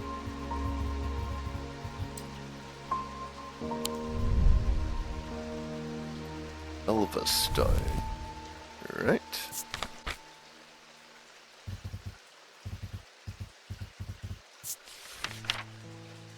Elvis stones can be used to relieve the discomfort caused by otherwise incurable ailments such as Braxis or burning blood. The planetary metal used in these items is associated with the Selenic discipline, a connection that is also reflected in their design. Alright. Selenic of the moon. Alright. Could be that.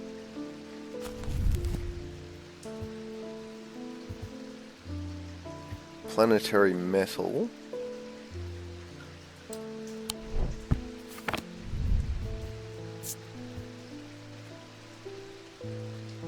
What is planetary metals?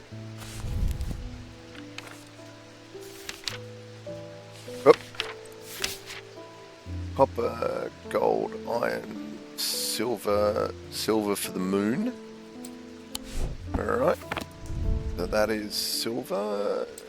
Reckoning that might be it, an Elvis stone. Ta-da! The design features crescent moons, a reflection of the selenic. The metal is silver, associated with the moon.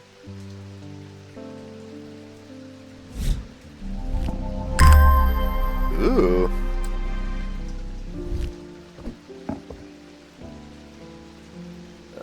What was it? Selenic. Elva stone.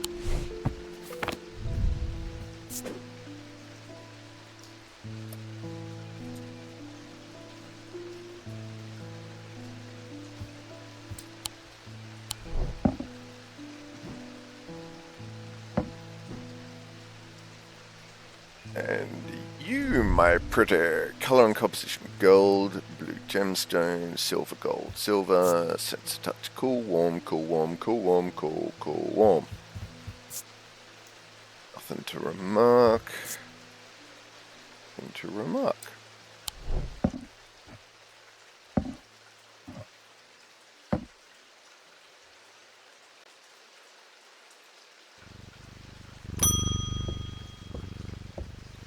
Verona Green. I've been doing some reading. See what you make of this. Okay. Ambra, these items cause mental fog, a withering of intellect and thought. They are slow to work, require several hours to have any effect. Through prolonged use, they can cause the whites of the eyes to turn black. Oh. And the subject to become deeply disorientated. They produce a narcotic field. Oh. That fisherman they found yesterday had been up at Wyatt Beck, so I'm going to see if I can find anything out there. Here I go again, sticking my nose into trouble because I don't seem to be able to listen to that part of me that says, go put the kettle on and let someone else deal with it for a change.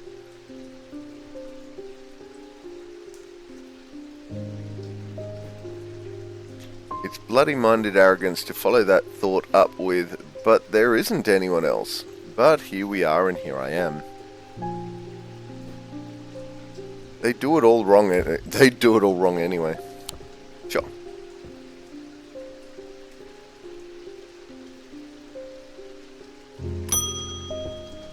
Oops, sorry, kitty. Francis Mason. I've been wearing a pendant that I found in the library, and it does something to me. It gives me an appetite for reading that I cannot control. Take it off? I was lost in the library for 3 days without eating or sleeping before I managed to take the pendant off and escape. It is rather pretty though. Someone told me I need a Caustic purifier and that this is the place to get one.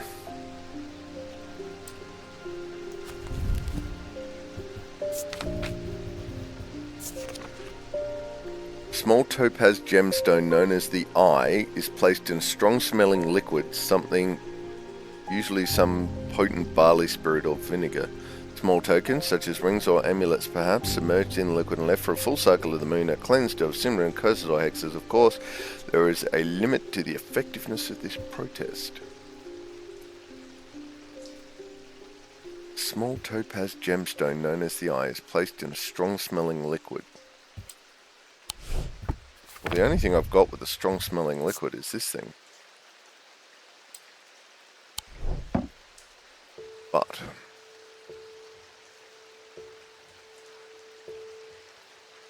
then there is the gem that looks like an eye.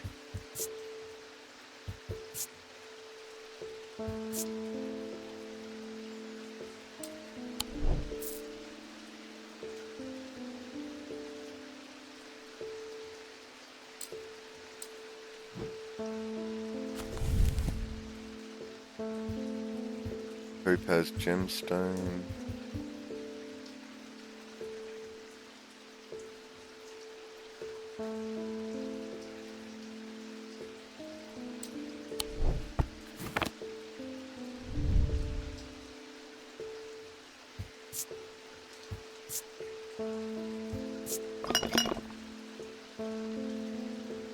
Ah, small gemstone is placed and has a strong scent. Okay, yep.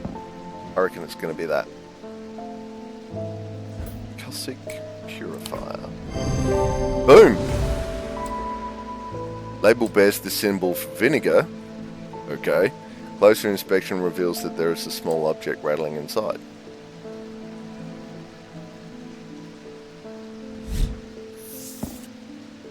Valent. The holes in a valent are of roughly equal size and spacing. They are used by the adventurers to help them find their way. A curious pulse can be felt where its power concentrates.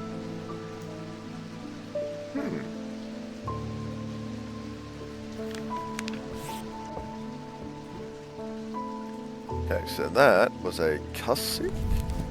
Yep, Cussick purifier.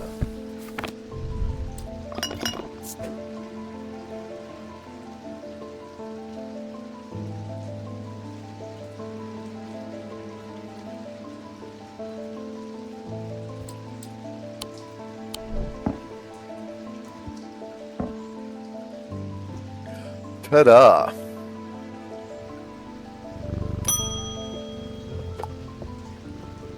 Simone Green, I've been working on something that you might find interesting. Really? Did you know that nobody knows who built strange Antiquities? Uh-oh. It's very old, perhaps the oldest building in Undermere according to some accounts. Even Eli doesn't know all of its secrets. I've been decoding a journal that he found. It's slow work, but I've made a bit of a breakthrough recently. Have you discovered the plinths below the counter? Yes. I have learned that they can be used to access the shop's hidden depths. And this journal holds some of the keys. Here's something I discovered late last night. See what you make of it.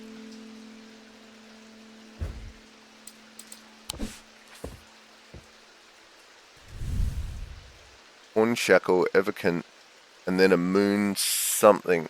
The writing is dense and spidery, so it's not always easy to decipher.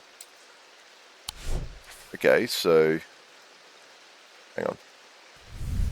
Hornshackle.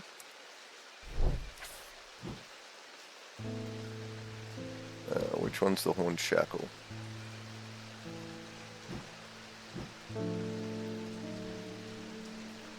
Hornshackle. Evacant. What was the Evacant? Evacant?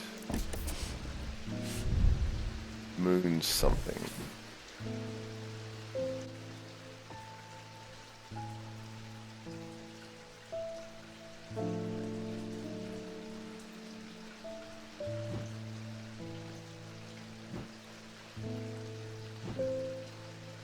Alright, what have we got for moons?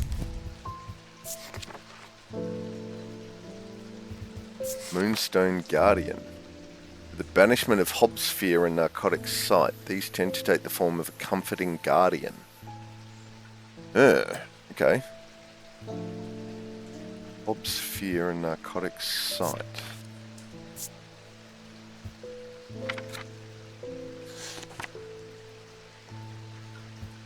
Hobbs fear, Moonstone Guardian, narcotic sight, Moonstone Guardian. Okay. Oh, that's the only moon thing.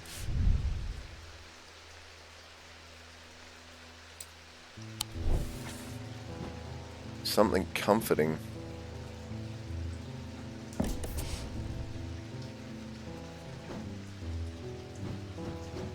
Maybe, maybe not.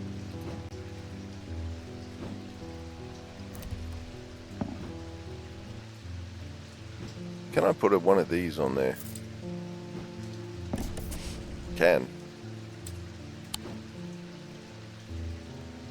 Nothing.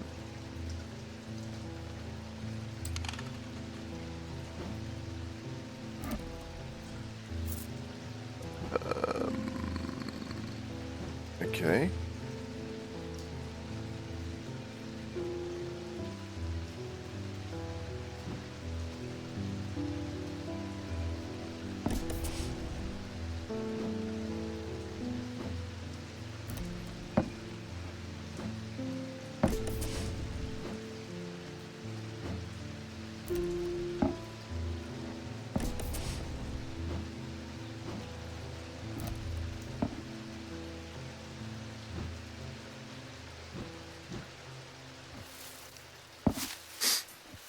Plants are comforting. Fine, maybe not then. Can we put the cat on it? No.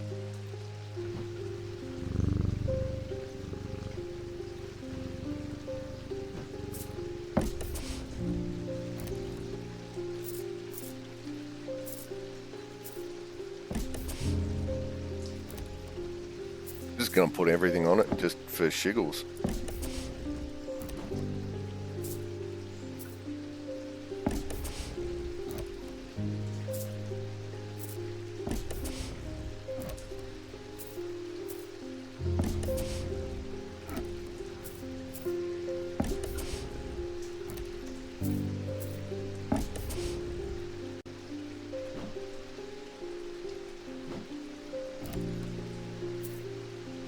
Well, I guess we don't have a Moonstone Guardian.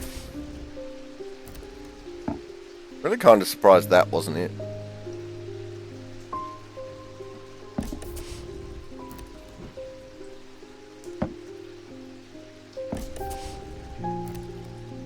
I know that's a witch's hand, but you know.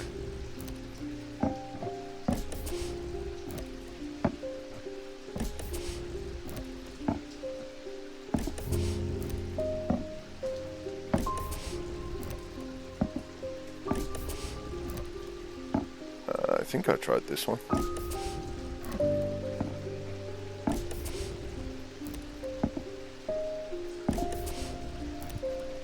Seriously surprised it's not that one. One shackle Evocan, and then a moon something. The writing is dense and spidery, so it's not always easy to decipher. With a protection charm on it.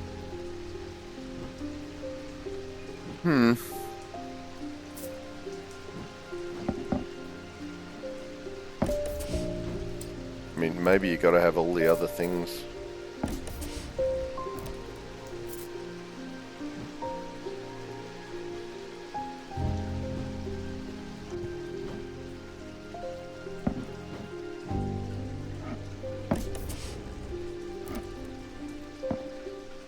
Okay.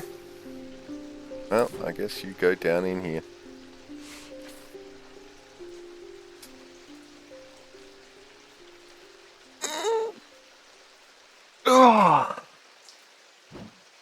Alright. Oh, we got a new thing. Jim Wolfe. After years of working on a thundering mill, I'm afraid I'm quite deaf now. Oh, you're getting the bat. I've tried St. John's Poppy, but I'm looking for a more permanent solution. I would love to be able to hear my niece's laughter. You want a hearing charm. We got a fair idea it's going to be the bat, but... Whoops. Oh, sorry, kitty. Hearing charm.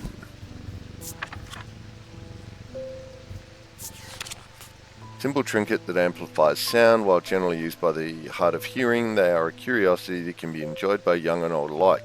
And of course, they have more devious applications too, making it possible to eavesdrop on private conversations. Hearing charms take the forms of animals known for their hearing. Hearing charm. And in the shape of a bat, an animal known for its hearing. Closer inspection confirms that it enhances hearing ability. Ta-da! Veiled Fen. A veiled fen is brightly coloured in the light, but it clouds over after a short period in total darkness. They can be used to command attention from the individuals or small groups of people. Public speakers sometimes use them as a substitute for charisma. Alright, so you... Oh, we're at the end of the day. Excellent hearing charm. You are a hearing charm.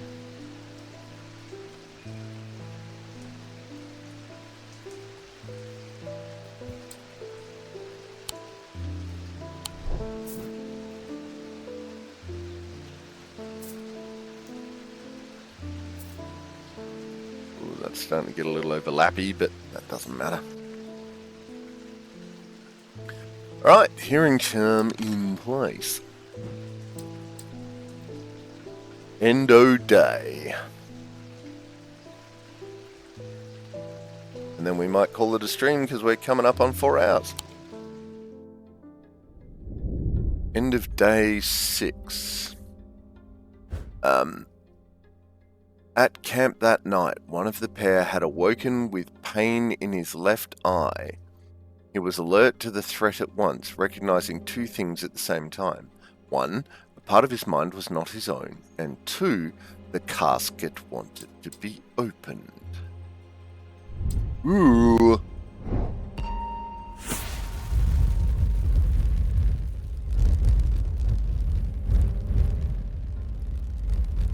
Okay. Oops. It's a doll of some sort? Oh, a statue. There you go. This statue. The maiden in the tower points the way. I am buried among the trees. The maiden in the tower points the way. Right, let's... Is there a maiden in the tower? Not that I can particularly see. Maiden in the tower points the way. I am buried among the trees.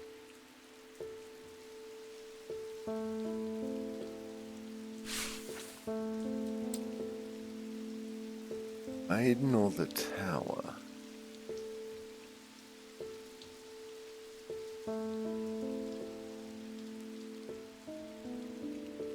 Galfrey's Tower? 22?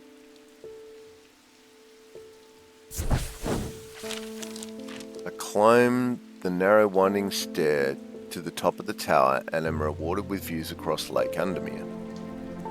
I am not alone in the tower. Standing in the centre of the circular platform is a statue of a young woman, the maiden. Her outstretched arm points due east across the rooftops of Undermere and beyond. Okay. I am buried among the trees. Okay, so she's there, points east, buried under the trees. Well, that's straight east, just mossy wood. Boom! I find what I'm looking for in a small cavity carved into a sturdy oak tree. I look around, half expecting to see someone, but there is nobody there. I take my prize and leave, feeling my mood lifted by the smell of damp moss and the gentle rush of wind through the treetops. Item discovered.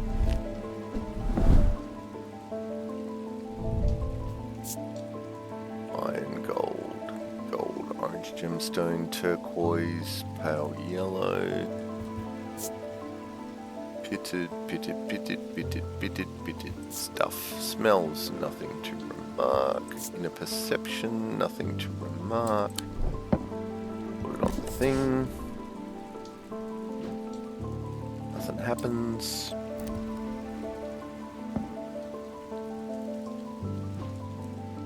Oh, and we've got these. What do we got? The Librarian. Oh, we've only got one left. Nice. Simone Green. Simone finished reorganising the Ambleside Library and came to Undermere in search of a new challenge. She took up swimming in the lake after hearing about the health benefits of cold water, but soon found that she preferred the health benefits of a warm blanket, a roaring fire, and a good book. She manages the collections at the Wordsworth Library, following in her mother's footsteps by taking a special interest in occult writings. There we go.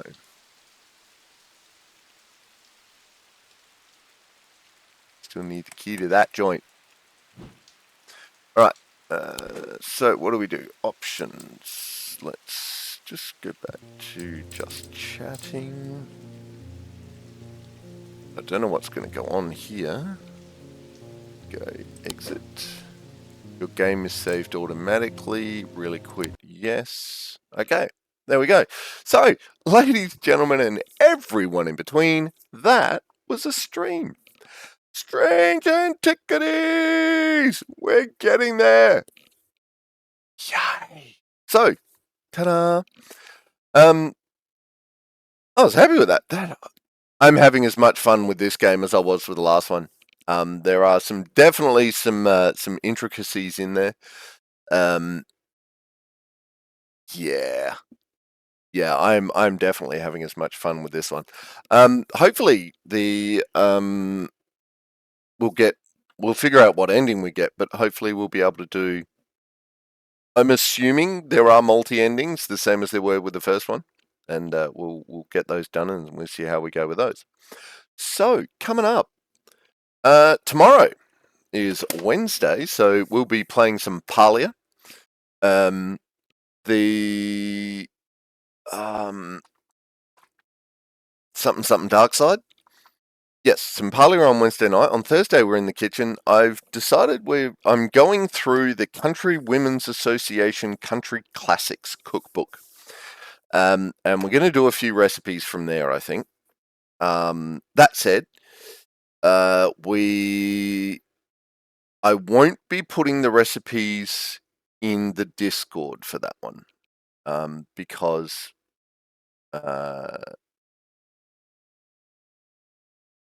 the CWA cookbooks are go buy the cookbook. It's the CWA. I'll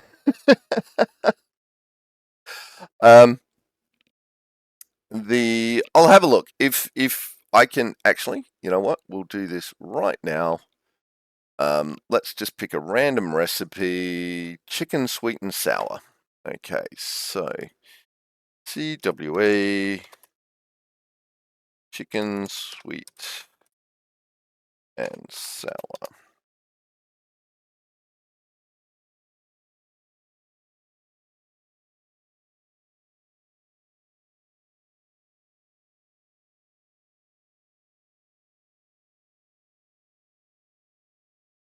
Okay, so it looks like you can just look the recipe up.